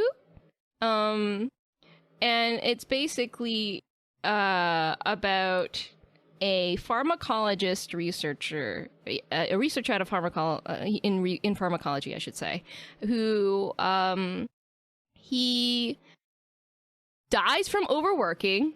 Of course. And he reincarnates into the body of this young, like, noble kid who comes from a line of pharmacians. They work for like the royalty essentially, and they both make and distribute medications. Wait. Right? So they're basically both pharmacologists and pharmacists. Hold on. I just like this. I'm sorry. I'm so sorry if this takes some of your thunder away. And when you're talking about it, I did just read that this was created in collaboration with the Japan Pharmaceutical Association as part of a. You know what? It suddenly makes sense. As part of a campaign to bring awareness to the professions and practices of the pharmaceutical field. Holy shit. Everything makes sense now. This is unreal. I can't believe that Japan is living in a world where they've made isekai to convince people to become part of the pharmaceutical industry. This is incredible. Now, please go on. Tell me. I'm about to talk about this show. Suddenly, it all comes together. I was like, this is so oddly accurate. Oh my god! It's what sold me into like watching more of it, because I was like, oh my god. Okay, so I'll go into it in a little more detail now that you know the basic premise. Okay. So in the beginning of the episode, during the first 15 seconds of this show, this man is literally in Microsoft Word, Times New Roman typeface, typing out a report that is an actual, like, plausible research paper. Like, I paused the screen to read it because it only is on the screen for like a couple seconds. I paused it and I was reading through. I was like, oh my god, this sounds like an actual paper. Like, it includes everything that you would expect from a genetic research paper, right? And imagine stuff like Schneider's medium and heat inactivated, FCS, 96 well plates, fetal bovine syndrome, the S2 cells obtained from the National Genomic Research Center. Like, I was like, they absolutely took a real like pharmacy person's research paper.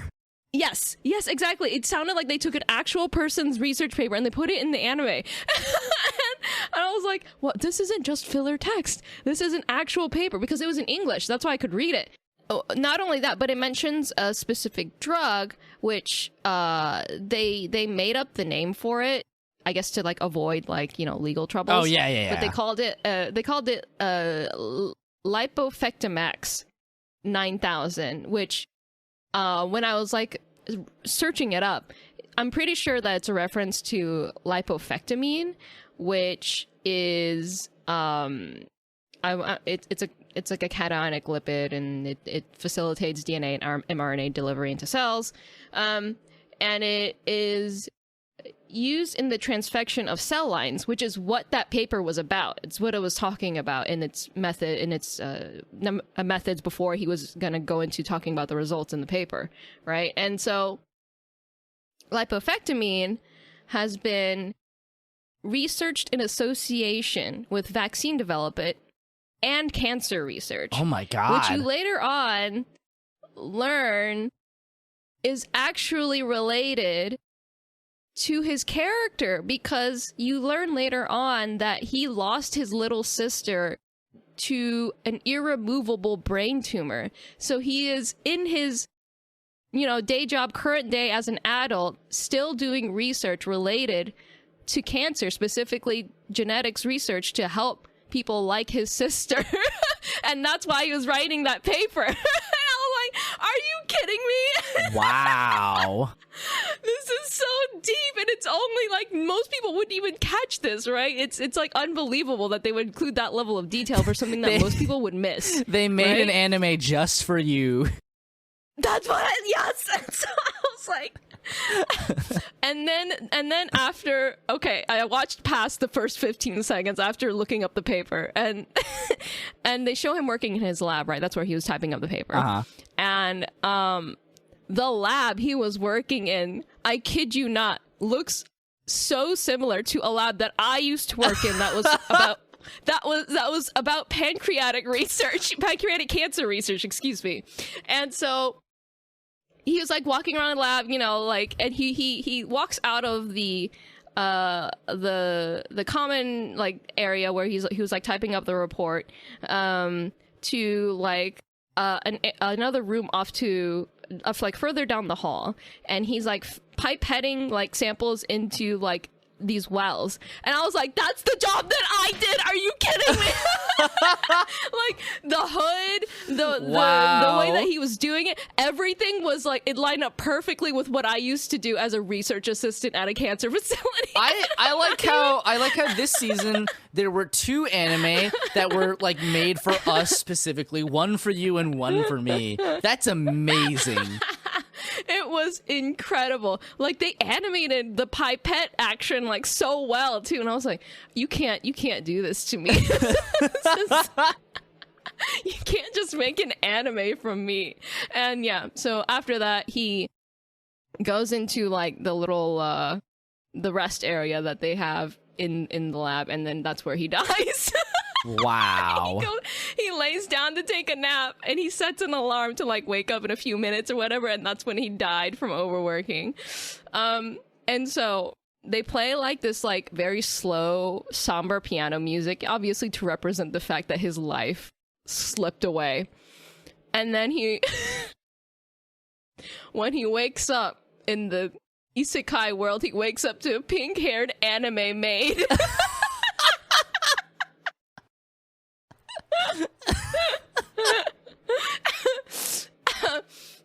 man, and she's calling his name.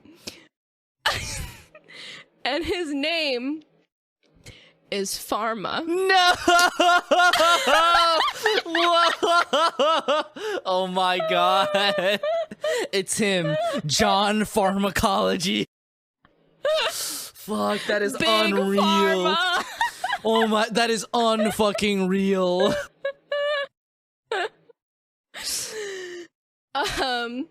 So when he wakes up in this isekai world and pink maid girl and everything, he just kind of like realizes immediately, oh, I must have died from overworking. Man calls him like he sees him. He's like, yeah, this sure seems like I died. Right. So he like realizes that he has these marks on his upper arms, right? He identifies them as Lichtenberg figures, which are burn scars that you get when lightning passes through your skin. Oh. And so he presumes he reincarnated into the body of a boy who got struck by lightning, right? Oh my god. However, the maid, whose name is Lottie, she sees the marks and she's like, oh my gosh, you were blessed by the god of medicine. That's his mark. And so you're kind of left up in the air. Was this boy struck by lightning or blessed by a god? Turns out both. Ah. So there is magic in this world, right? It's called divine arts, and only the nobility can use it.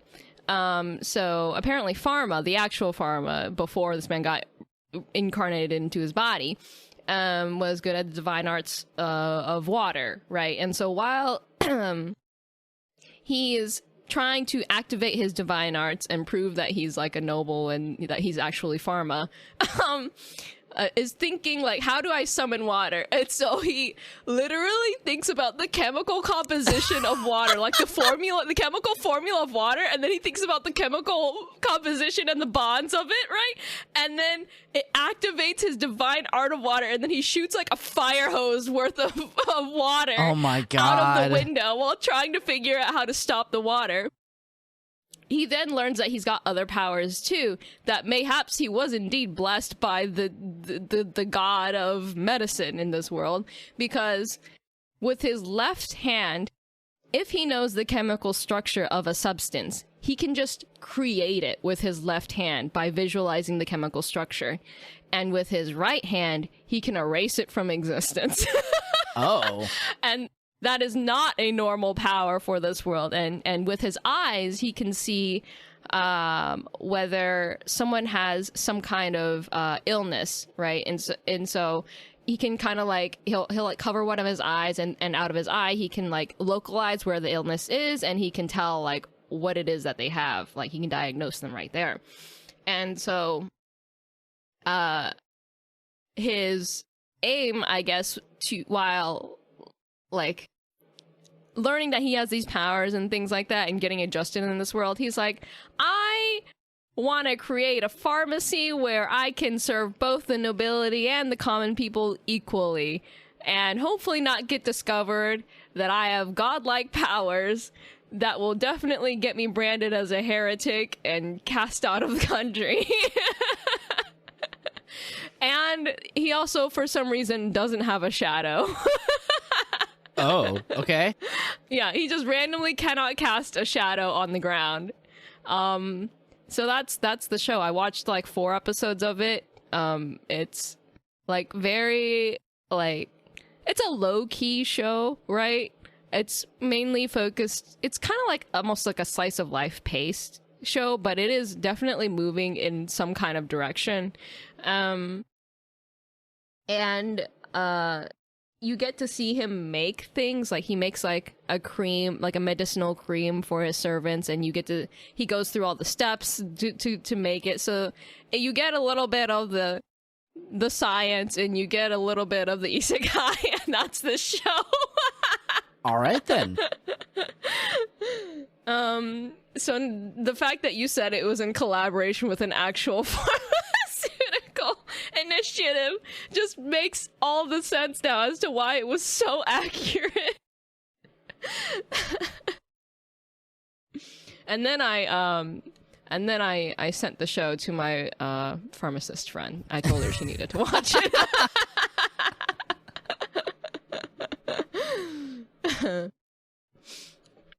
Yep.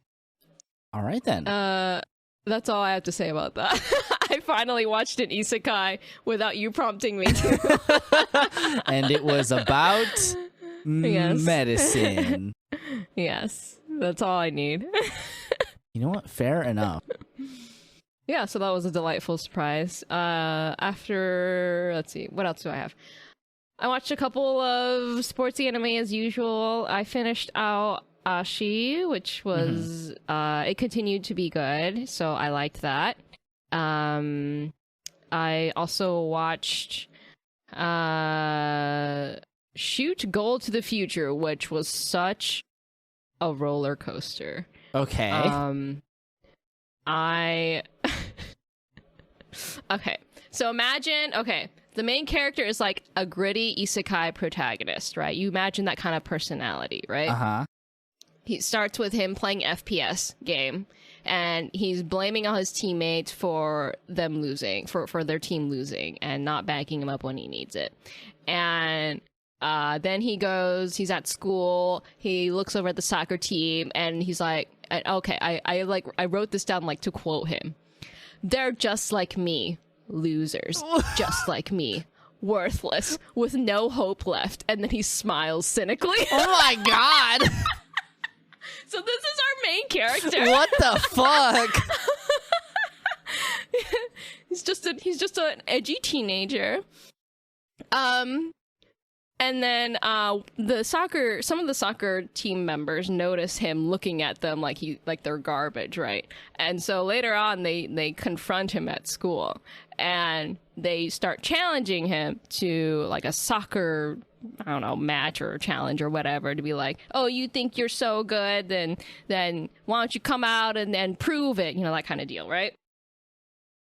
And our main character, our gritty, edgy main character, screams at this boy. He says, "Never drag me back into soccer again!" And then he almost faints. Oh my god. And then he goes to a nearby children's park while getting flashbacks of when he used to play soccer in the past. So that you learned through his flashbacks that he used to play soccer with this like uwu looking kid, right? It was his friend, and his friend would get him assists, and then the main character, because of these assists, would be able to score goals. And the friend called the main character Shoot. Huh? So after Shoot shoots the goal and scores, the friend runs over, jumps into his arms, wraps his legs around the main character, and the main character just holds on to him. And then the friend with the blushy, happy face is like, "Shoot, let's play soccer together forever." And then we cut back to the main character in the present day, and he's remembering all of this while crying about it in his bed. Oh my god. So his mom comes in, and she's like, to call him for dinner. She's like, "Huh, are you crying? Did you get dumped?" Wow. And so he throws his pillow at her, and then you think that it's a comical moment, but then he stands up from the bed, and with the most vengeful isekai protagonist glare with a black background, it cuts away. Oh.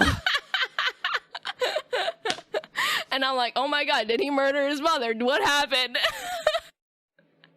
And so after this, I was like, this guy's trauma is so big, like, and I haven't seen any other allusions to this friend character. Like, did the friend character die? Is it that dark of a soccer show? And later on, there's like a segment in the show where they're like referencing the history of the school, and they show some photographs that were like oddly rendered in like a 90s anime style, right? Like they had characters like that looked like they stepped out of Yu Yu Hakusho kind of deal, right? And they were wearing like athletic short shorts, and they were so specific about naming each of the characters.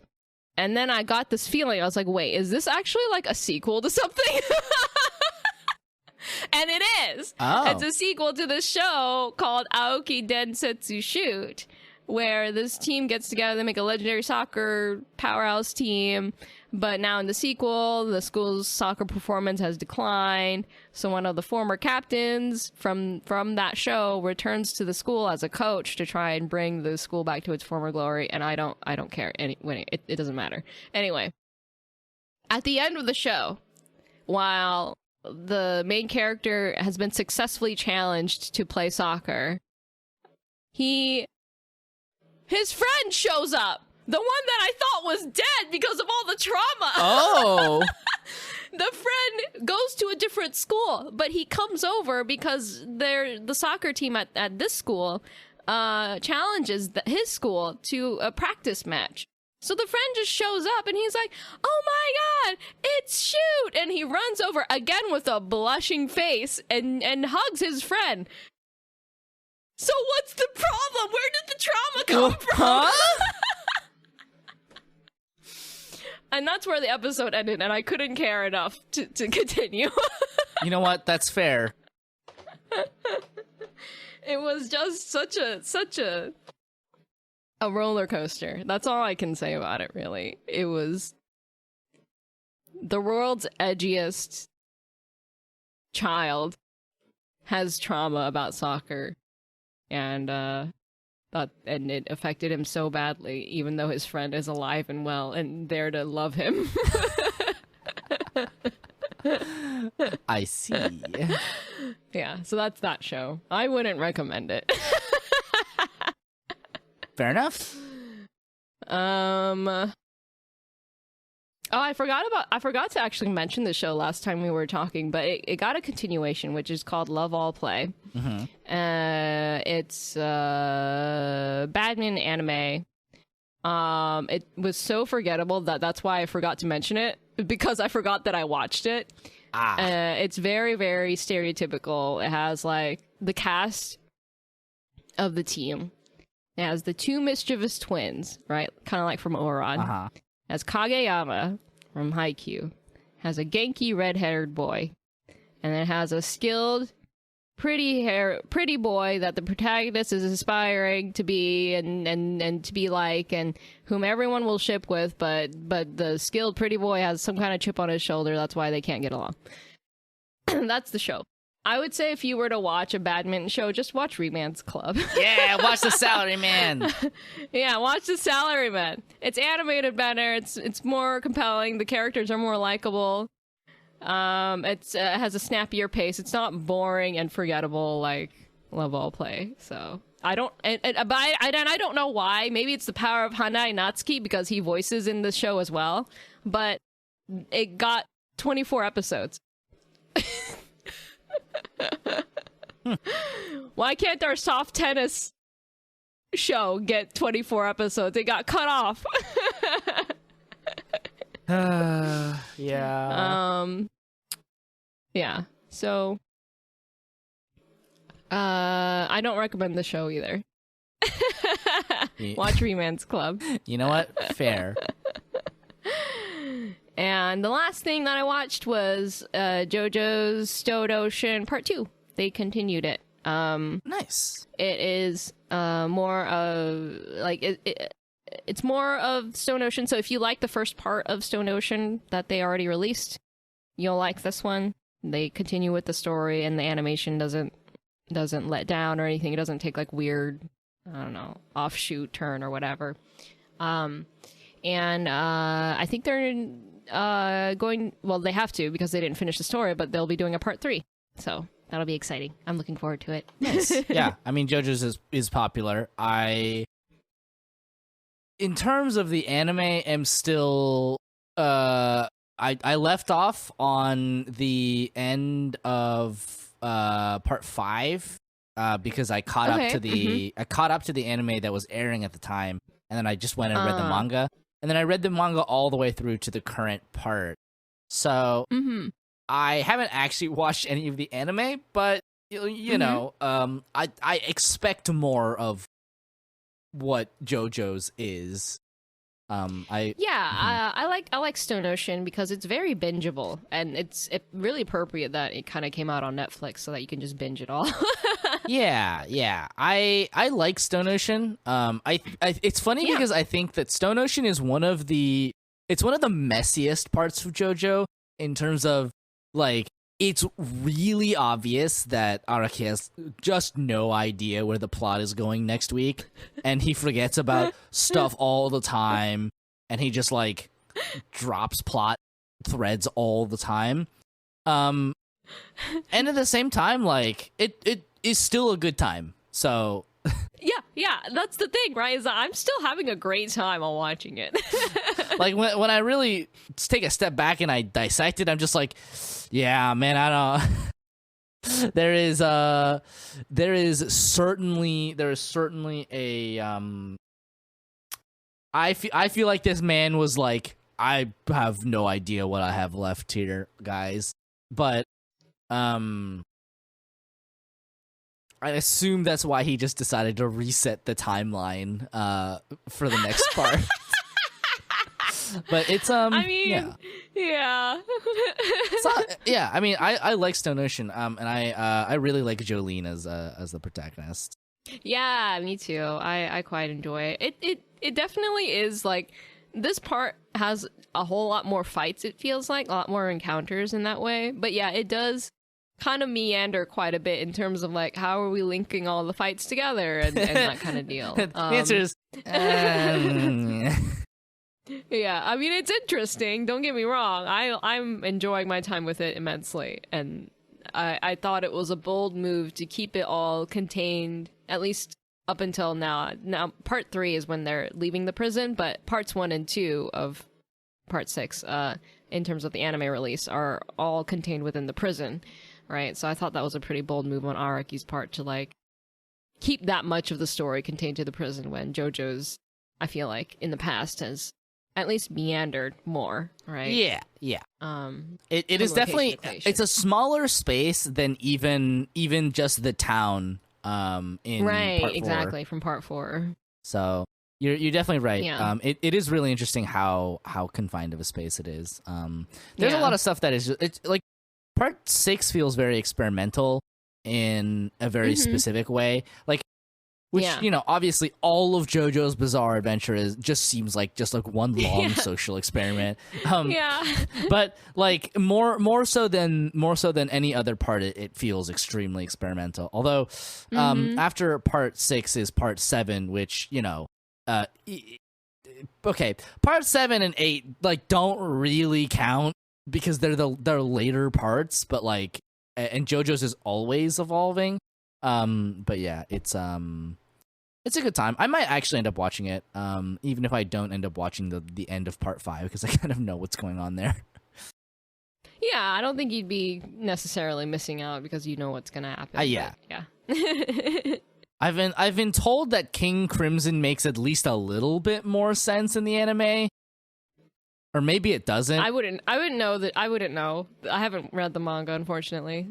I mean, it vaguely made sense when I read it in the manga, but I had trouble with it, and it probably is still confusing in the anime. And it's even a meme that people don't really know how King Crimson works. Okay, I was wondering about that, because I feel like when I watched the anime, it kind of made sense, but I was also like, I feel like I'm missing something, like, I'm barely hanging on to what it does. Yeah, I don't think you're alone there. Yeah.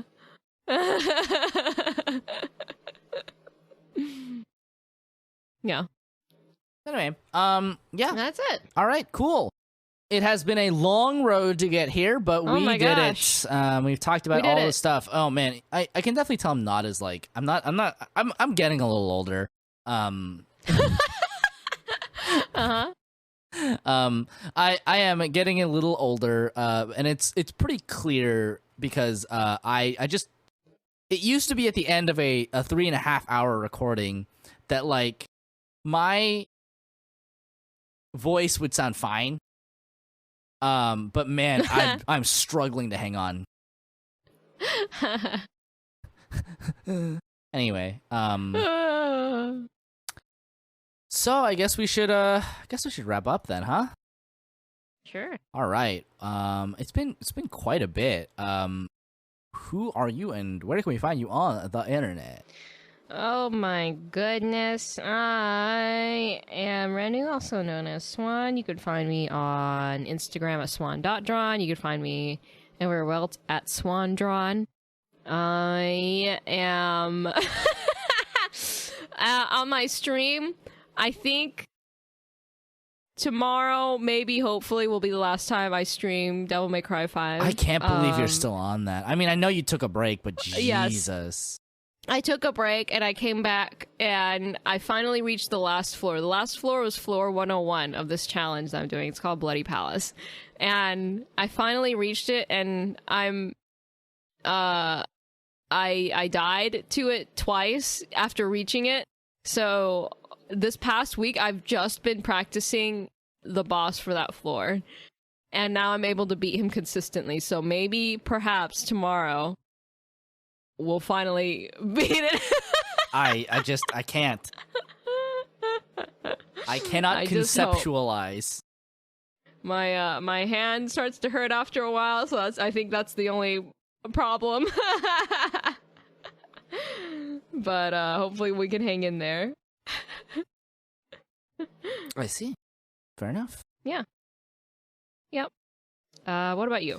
You can find me all the places at Literal Soup. I am not up to anything too exciting on the interwebs, other than, making the podcast and doing my weekly streams. I would really like to add another stream to the list of days that I stream, because right now I'm streaming twice a week, so Saturday and Sunday. I have the Ace Attorney stream, and I have the tier list stream.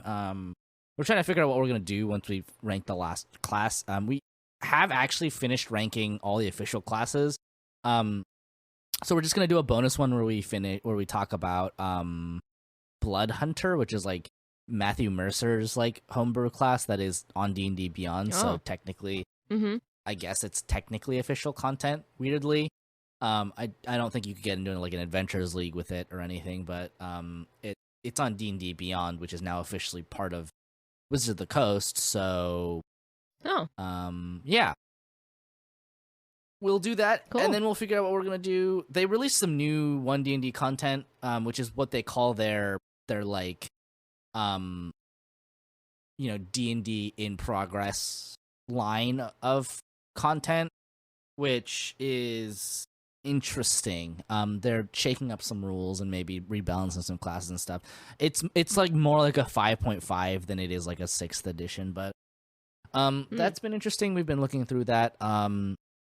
It's very clear that it's playtest content because some of it is like wildly it just clearly hasn't gone through like the editing passes.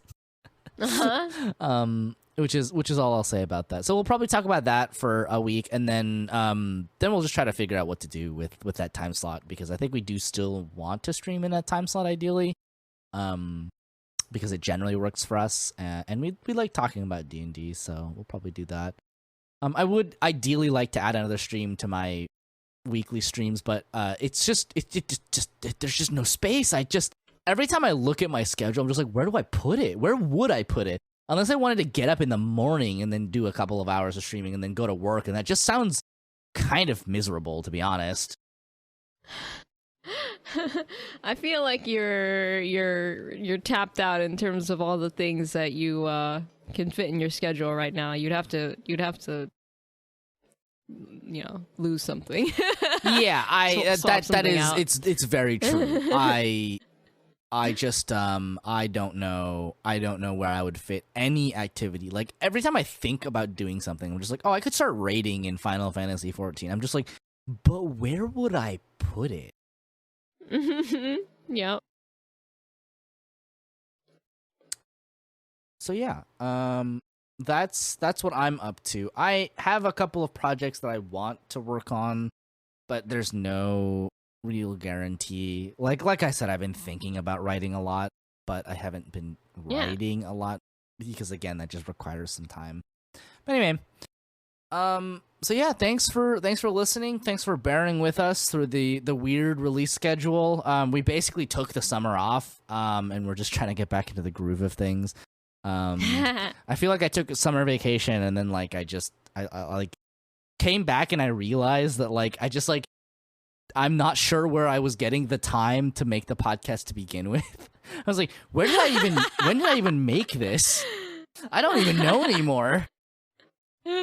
My schedule is so weird.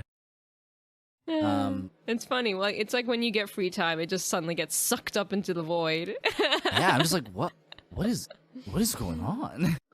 Anyway, thank you so much for sticking with us. Yeah, thank you. I hope you enjoyed this once in an age mega episode. Yeah, it's been a while. Special occasion. I think even after I cut it down, we're probably still gonna break 3 hours. So, enjoy that, I guess. You can cut as much as you want. Yeah. Well, no, I can't cut anything about the content, and we did a lot of talking about the content. The rambling is the appeal of the pod. Listen, most is it people out there that make a professional, well-produced podcast will just cut all the like tangent chatter out to have a focused episode. They'll get it nicely cut down. It'll be like about an hour every time. No, we just don't do that here. The podcast is as long as it is. Tangents included. You just get the whole you get the whole shebang. Like unless there was one time I will reveal this about the production of the podcast. There's only really been one time when I have actually edited out like content, and that has been once I just ranted for 40 straight minutes about an unrelated topic, and I was like, I just can't fit this in the episode, so I cut it out. It's only happened once where I've cut out like a rant. Otherwise, it's like I just make sure that the podcast exists. I mean, if you think that the tangents are valuable, then you keep it in. I'll leave it to your discretion. The tangents are part of the podcast until people start complaining, and then I'll just start cutting them out. Okay, if you guys want to complain, you let us know. If you like them, let us know. Anyway, yeah, so our opening is by Scotchy Network, and our ending is by Takamakata, and the patrons we are thanking this episode are Evan Williams, Magpie, Mirror Test, Claire, Frostfall, Shandao, Cherubel, and Dylan Bolts. Thank you so much. Wow, for the support, especially through our turbulent schedule and our breaks, and all that kind of stuff. Yeah. You know how it be. Yeah. You know, I wish I had more time to do things. Oh man, you know I wish I had more time to do things. I think I was thinking about this, right? And like, I think a time stop power would be really useful. But I think if I got it, I would actually just never get anything done again. Yeah, I feel like it would just perpetuate the same problem. Like, I would procrastinate forever. I'd, like, freeze time, like, an hour before a deadline, and then I wouldn't actually work on the deadline. I would just, like, sit there, Right. I'd like to read some manga now. Right. Also, like, you're like, I felt like I was supposed to do something after 100 volumes. I feel like a power like that would be less useful without caveats in this day and age, just because like it used to be that, you know, you could read a book and like if you interacted with something in the times, and like this is me overthinking how a time stop would work, right? Because I just fantasize about having one so that I can like goof off and sleep. I would probably use it to sleep mostly, honestly. I would get so much fucking sleep. It would be unreal. But like a book you could just interact with, but like a phone is like connected to the internet. The internet probably wouldn't work if you stopped time. It'd be awful. I probably would get shit done, actually. Anyway, enough thinking about that. Thank you so much for listening. Thank you so much for the support. Thank you. We will see you next time. See you next time.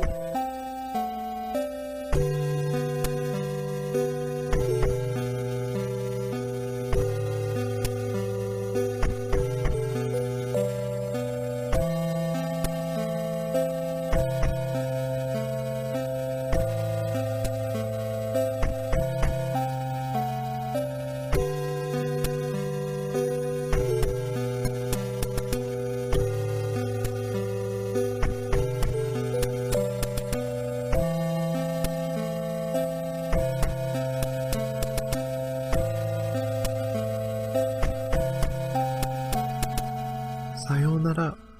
また明日ね。